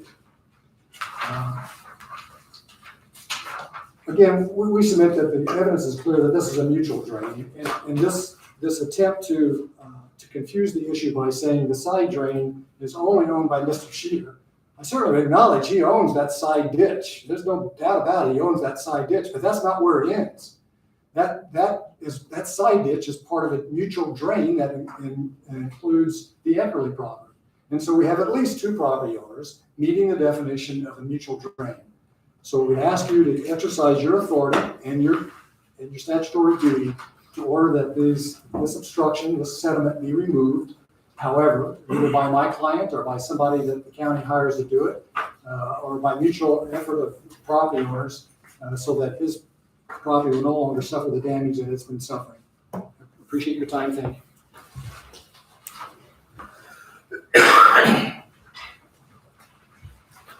Thank you for all your time today. We strongly believe this is not a mutual drain, and we understand that this ditch was blown out 60 years ago, and there was natural water flow going across the ground. But that is different than a tile field. And we have testimony that shows that for 38 years, there's not been a problem. And then all of a sudden, after tiles are put in, one of the 4 tiles has a little drop in it than the other 3, not caused by my client. And these tiles did not benefit my client. So if you read the statute, there's supposed to be mutual benefit, mutual drain, right? So there's not. The side ditch is a separate ditch that is now, what they're calling a mutual drain originally is not a mutual drain. The prior owner indicated that he did not agree or didn't even ask permission to put those tiles in the field. We also showed that the water going down that ditch is not just coming from top of the ground, which the statute says natural surface water course. And as you heard by experts, that water also comes from the water table. So there's been no proof that that's not the case. As a matter of fact, Brad and Kenny both indicated that this is all flat ground. So when there's a lot of water, that water table moves up and then those tiles run out. And the tiles that were put in there were not done by mutual consent. And so the other two parts that was established by mutual consent, well, the original ditch we know was originally established 60 years ago. That is not the ditch today that we're talking about. The ditch today now has been changed by adding 4 tiles that don't run natural surface water, are not to the mutual benefit of the 2 owners that they're saying a mutual benefit get. And they also, their attorney just indicated that it's not a serious problem. And the statute indicates that the prevents or significantly impedes. And 4 inches, when you look at those pictures, I mean, that is not real significant when it comes to farm ground. I mean, it doesn't take much to move 4 inches, but at any point, if there's a problem with that tile, and they can only have to go back 13 feet to check the tile to see if they can raise it, because the other tile's running across this way. And all those tiles run down, there's no reason they can't go in and fix their tile and move it up a few inches. That prevents this whole matter. But first of all, we strongly feel that the board doesn't have jurisdiction. If they did, then anyone could move their tile to any location and ask the next door neighbor to clean out their ditches. And I don't think that's what the intent of the statute is, or for the board to take on that kind of responsibility. I think it's indicated in the statute that it refers to a mutual drain as defined by 36.9.27.2. Located on 2 or more tracts of land that are under different ownership. We've shown that the tract of land that this side ditch is under 1 ownership, not 2. The ditch going east and west, that's not the ditch we're talking about. And even if it was, that ditch has been mostly created by these 4 drain tiles coming into this property, where it's not natural groundwater. It's subsurface water. And this says surface water. So there's no question that this is not natural surface water and not established under any statute. Of course, it's not a regulated drain. So I think 2 things. One thing is the drain has to be mutual. It's not. And it has to be the intent that it's a mutual drain. And we know the prior owners of 38 years and the Sheeters never agreed to a tiling of this field to run water down our ditch. So it's not fair for us for the petitioner to say this is a mutual drain, because a mutual drain was established 60 years ago for surface water, where the ground was coming down slowly onto my client's property. That's not the case today. The case today is there's a bunch of tiles running subsurface water into my client's ditch. And the obstruction is not significant. 4 inches, 125 feet, 4 inches. I mean, a shovel could be used to do that, but my clients have to keep coming back to this board every 5 or 10 years. That's not what they want to do. And I'm sure that other parties don't want to do the same thing. Now, if there's a mutual benefit, it'd be a different thing. But there's no mutual benefit. This is not a mutual drain between these parties. Thank you. So our board has a couple options. We can consider the evidence and make a ruling. Correct. There's been I'll interject. There's been a fair amount of information provided here today. You know, we've heard testimony, we've been presented with exhibits. The board can do whatever it wants. The board can either go ahead and make a ruling today based upon what's heard. The board can take the matter under advisement and make a determination at a subsequent meeting or a hearing. The board can go as far as to ask the parties to provide more or less a summary or findings in an order for the board's consideration to give you a chance to digest everything. or I guess potentially any combination of those things. Okay, thank you. My desire would be to take a few minutes to reflect on what we did. I've made plenty of notes myself, and for you, if the board will allow me to have a few moments to put those together, and maybe you need them as well, and then we can, maybe after 5 to 10 minutes, we can come back together and we can each say how we would like to proceed. Is that okay with the board? Okay.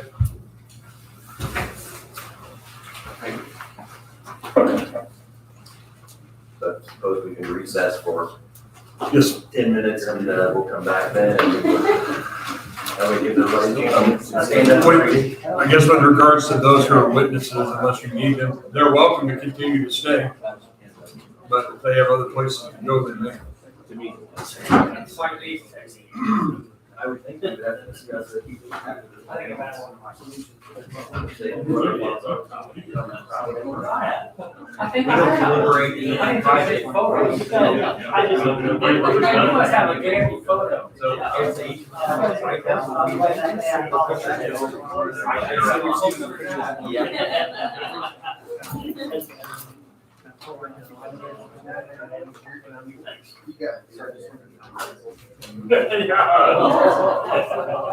Yeah. I wonder how he was on his property.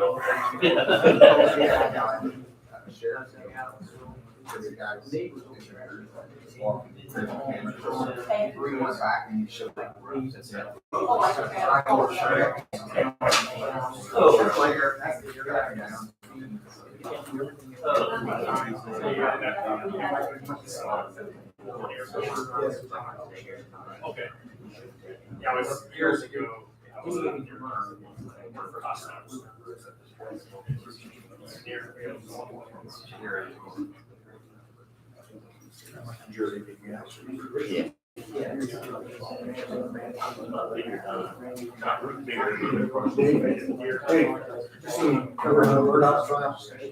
I just saw the trend. I saw after. That's also bits and pieces of news. This use that. I mean, I'm surprised. Well, I guess they didn't cost it. I don't know if South Carolina has that. But maybe not now. I don't know.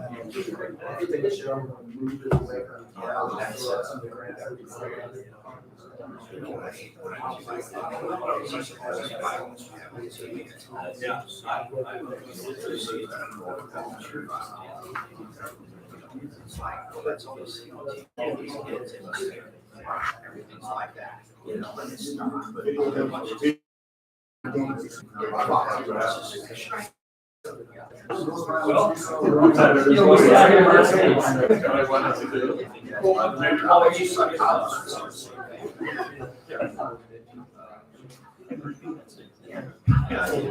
it's just sad that going that way. Are you thirsty? They show parts. They'll show some. The other 25 minutes, they'll show violence. That's what sells. Well, I look at it, he goes, They've been doing it for a long time. But now with the internet, everybody sees it. It's not- I know what's happening.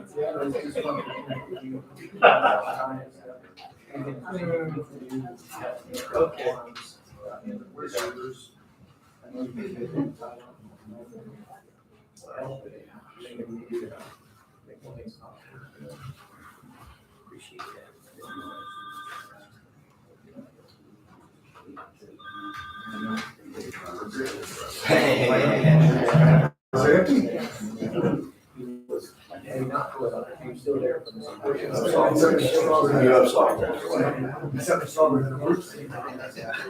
I gave up that. It's like 70.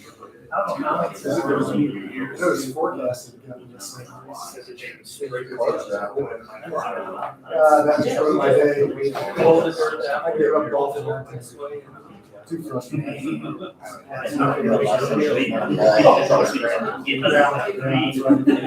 played the street for like 5 years.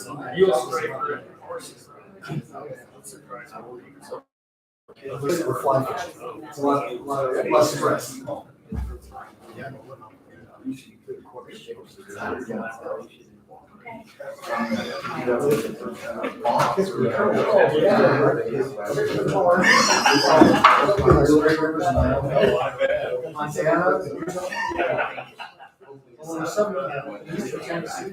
Yeah, I'm gonna yeah.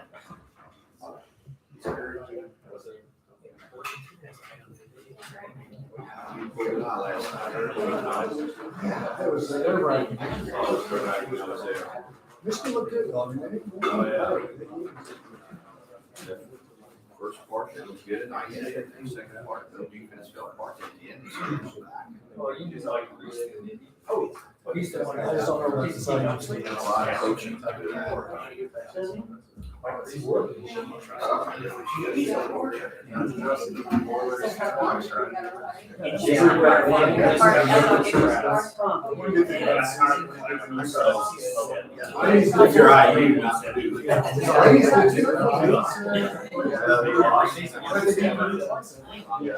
They lost their semifinals. And now, look over there. Somewhere else.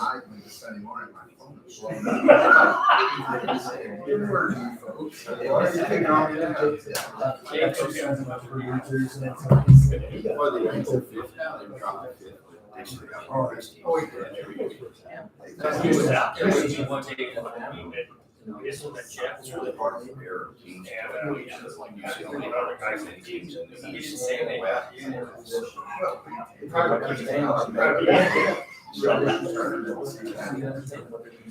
He's quite. Yeah. It's hard out there.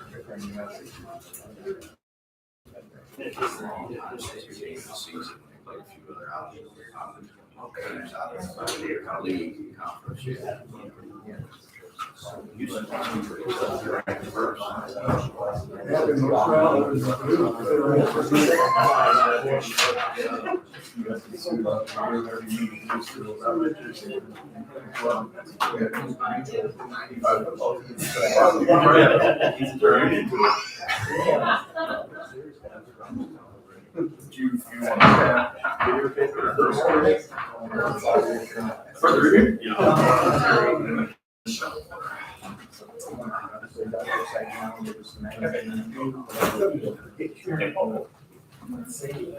I agree.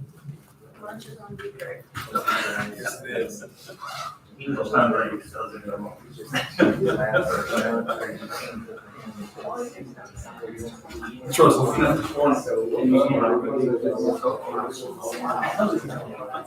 Right, I'm just gonna say sitting under the table.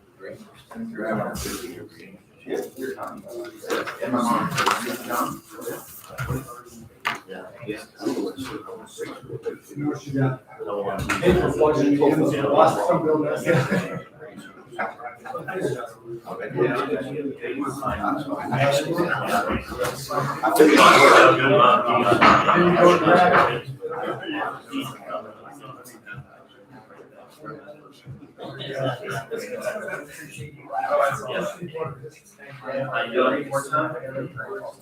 Yeah, well, I got.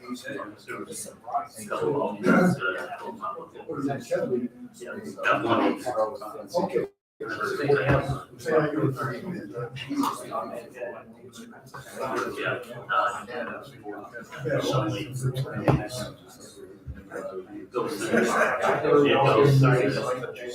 see that up by right.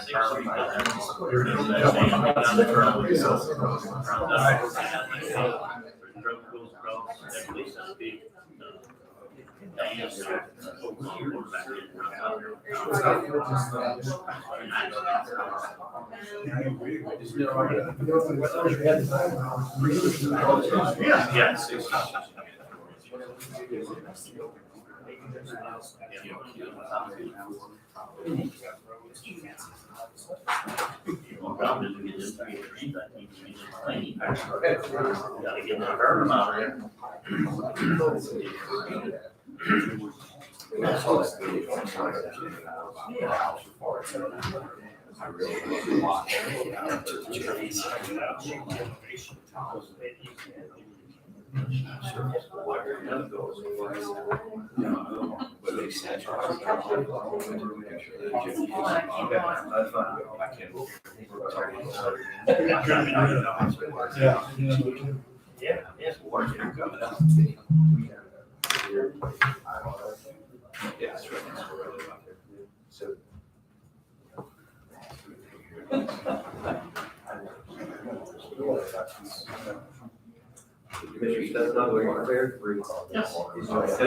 So we'll go back to order here.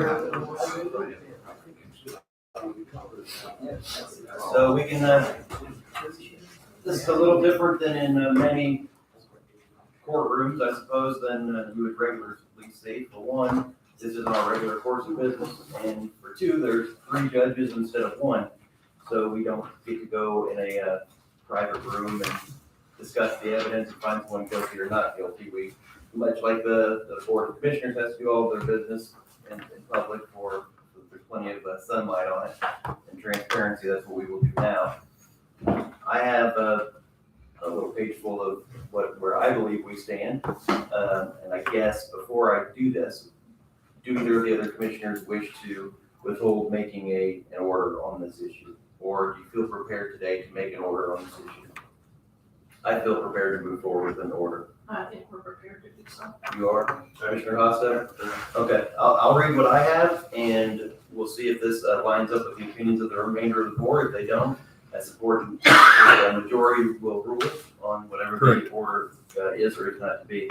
Number one, regarding the question of jurisdiction, I would find that this issue is certainly under our jurisdiction from my reading of the various statutes and codes that were put forth to us today. I don't think there's any argument for that.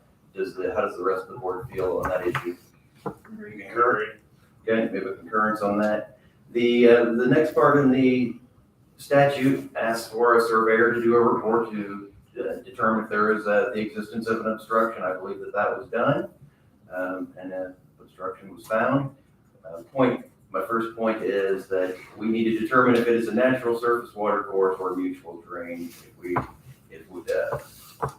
And I guess what I'm saying is we need not determine that. If we go through the rest of my findings here, I don't know that that's necessarily a deal breaker for me. If it's a natural water course or if it's a mutual drain, I believe if our ruling is that Mr. The property that is PGE Farms, if our ruling is to have it'd be his responsibility if he would like to clean it out, then it doesn't necessarily matter if it's a mutual drain or if it's a natural waterway. I would say that it would meet either definition we would like it to. Really, I mean, it could meet a mutual drain definition in my opinion. It has been obstructed in a way to prevent flow. That's a low bar, in my opinion, the way I read it. I believe some of the testimony we had continues to state that it has to be a significant impediment. That's not how it reads to me. It says it has to prevent or significantly. So does it prevent some flow? I believe it does.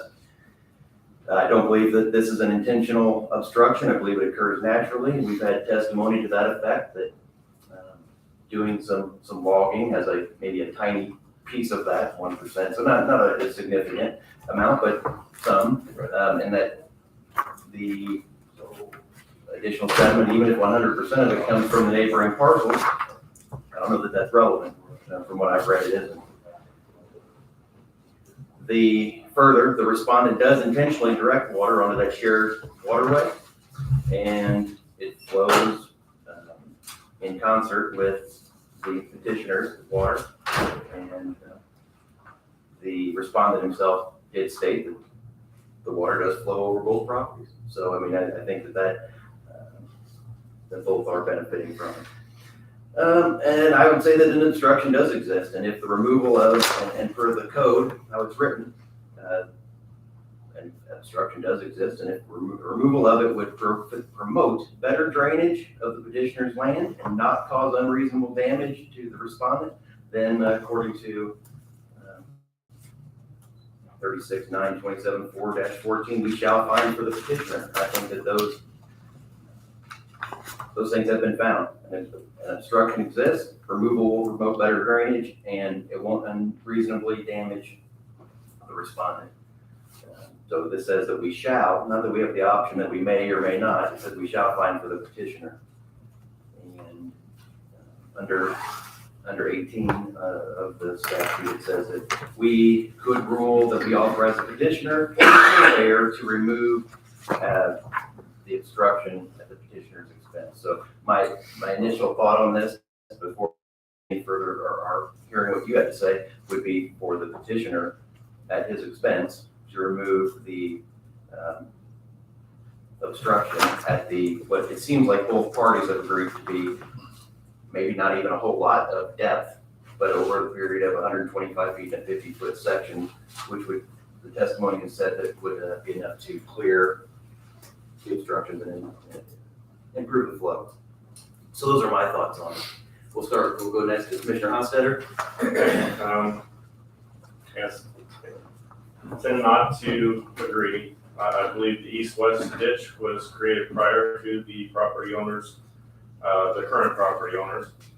The side ditch was already there, also created prior to the current property owners, but they were designed to work together for surface runoff. I think the significant change was putting in the tile system, which lowered down the water table. And this is actually what is creating the issue. Remove the tile system, and the water flows across the land, it hits the ditch, it goes down to the next ditch the way it was supposed to. And I don't believe there's any obstruction there to stop that water from flowing across the top of the ground into that ditch and ultimately down to Grist Run. So to me, I feel like if the tile system had been put in mutually between landowners, I wouldn't feel that way, but because the tile system was put in by just one single landowner, I would rule in the other direction because I believe it was designed for surface runoff. Can I ask with the tile system, we've heard testimony that the tile system worked fine for a number of years, many years with no problem. So it, in and of itself, the tile system, unless we're going to say that it slowly made its own obstruction, I mean, it did work for over a decade with neither party having complained. But ultimately, we're arguing that the tile system needs to work, and the tile system's not part of the drain. So what I'm saying is the ditches work, they do what they're supposed to do. The tile system's the piece that's not working. That tile system is not part of the mutual drain, if you want to call it that. And I'm not saying it is a mutual drain, but it does benefit mutual or some different property owners. And I don't believe that I saw any requirement in there that if one landowner wants to put in tile, that they have to get any consent of anyone else. I'm not saying that they should, but if the ditch is 3 feet deep and we take tile 4 feet deep, the ditch ain't gonna work. And that ditch wasn't necessarily there, designed to work with that tile system.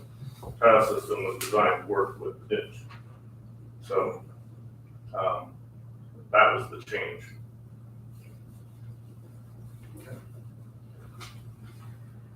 I have walked the ditch. When you had talked about doing the logging in 19, maybe the beginning of 20, I'm sure Werner's go back and actually inspect that after the fact, to make sure that it's open. Even though you're finished with the job, you still go back and maybe inspect to make sure that everything is open and, Well, it can get inspected by DNR. okay. Okay, so no, I don't generally go back, because I've Okay. never had a problem. Okay. So I'm sure Werner's, there's a lot of inspection guidelines that they have to follow. So I don't think that going in there and logging has created this problem. Like I said, I did walk it. I didn't see anything in there. In the so-called side ditch.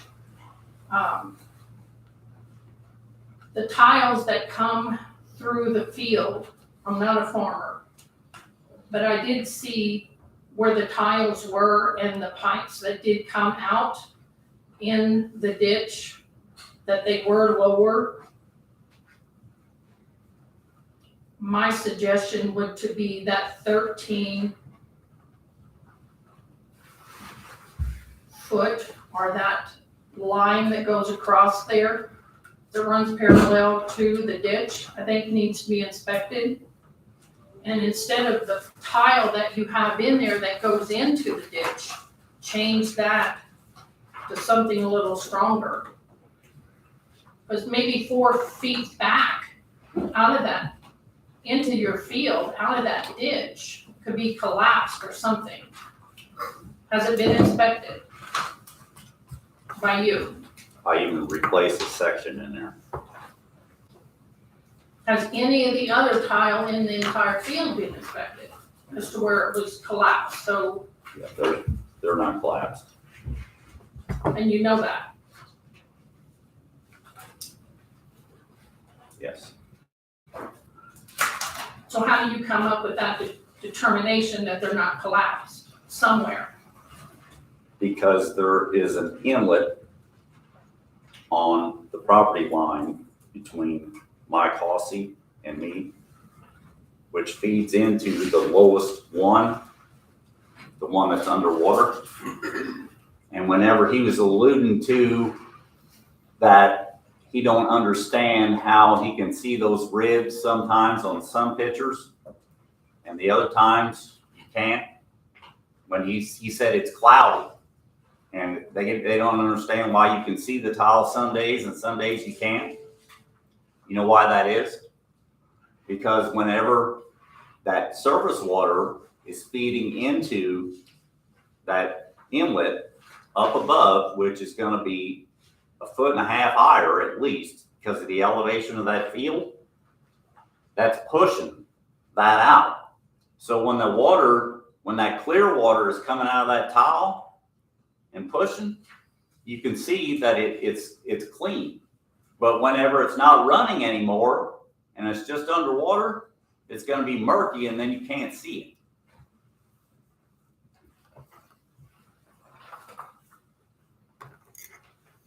it.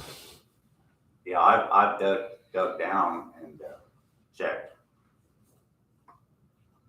The tile worked fine, after I put it in for several years. But when the outlet is underwater and the area in the center of that field where the outlet is the lowest part of that field. And the pipelines where that tile crosses is the limiting factor there. So when that tile was laid, they were laid right across as deep as they could, but the center pipeline is the shallowest one. So that's why it's like that.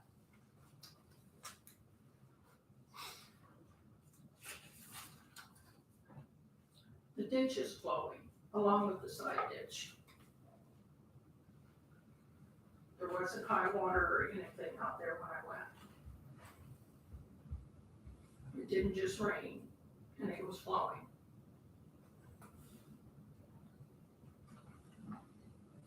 So would your argument be there's no obstruction? No, there's not. I walked it. So I guess I would say, I don't understand how there could not be an obstruction if Mr. Brosmer's numbers are correct, that at the point that joins between Mr. A&G and PGE is an elevation of 95.39.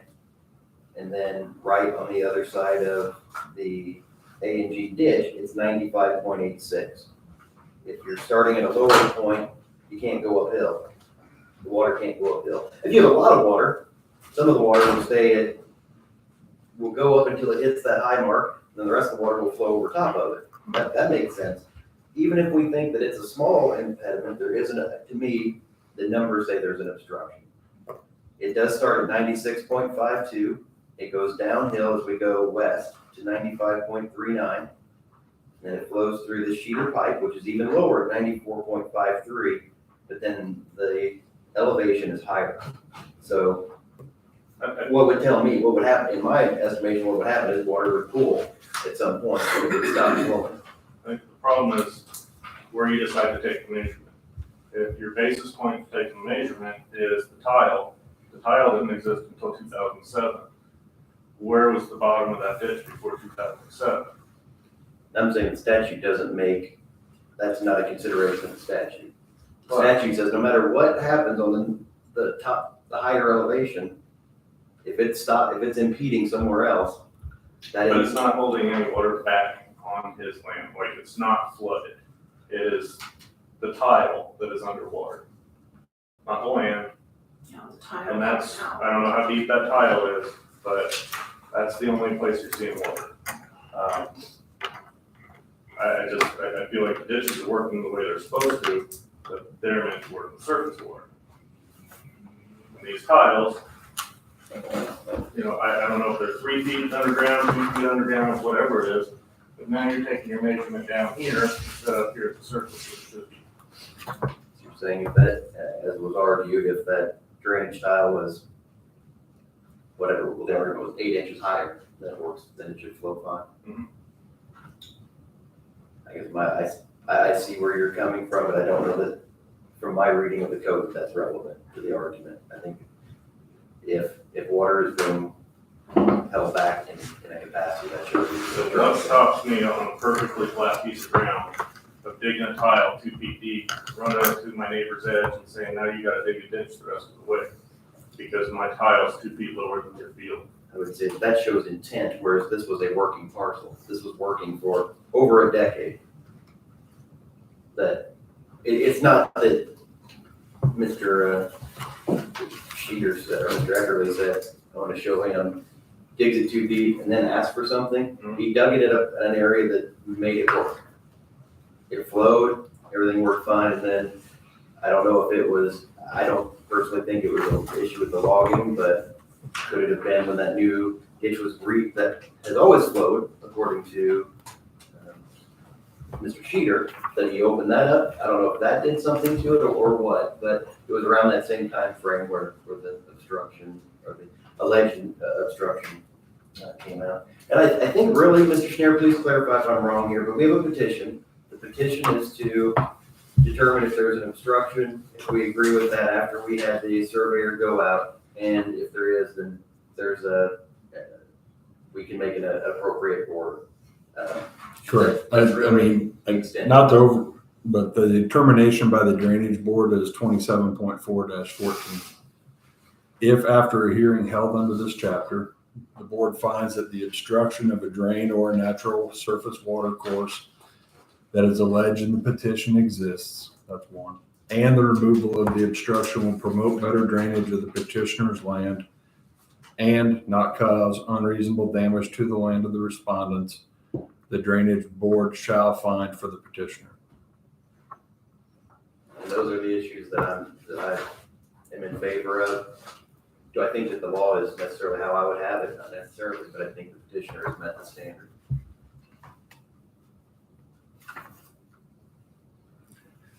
I agree. And the standards are, I'll just interject again here, in my research, you know, there's case law and things of that nature, that we talk about burden of proof in court hearings. I believe that in this instance, it's just substantial evidence of probative value is the burden or the level or standard of proof that is looked for.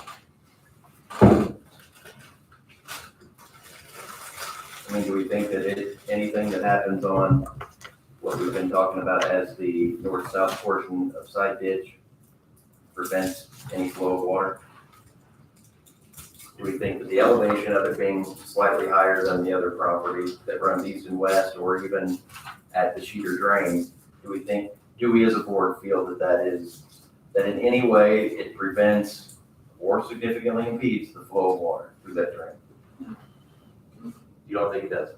Okay, well then I think that, I disagree, but we have two people that believe that it does not, so that is the majority of the board.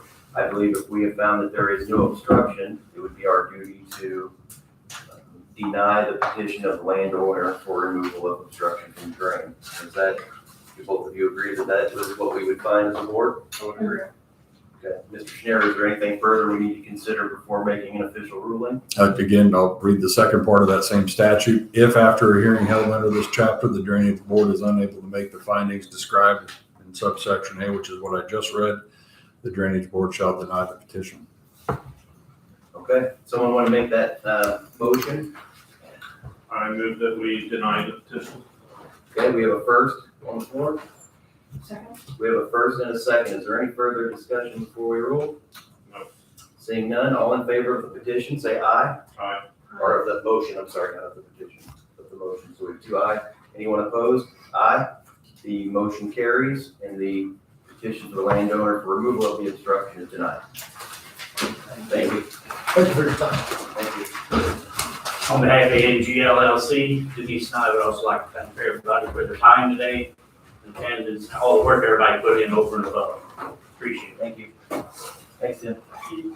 Okay, let's get back into we will pause we will adjourn the drainage board. Kill all these trees.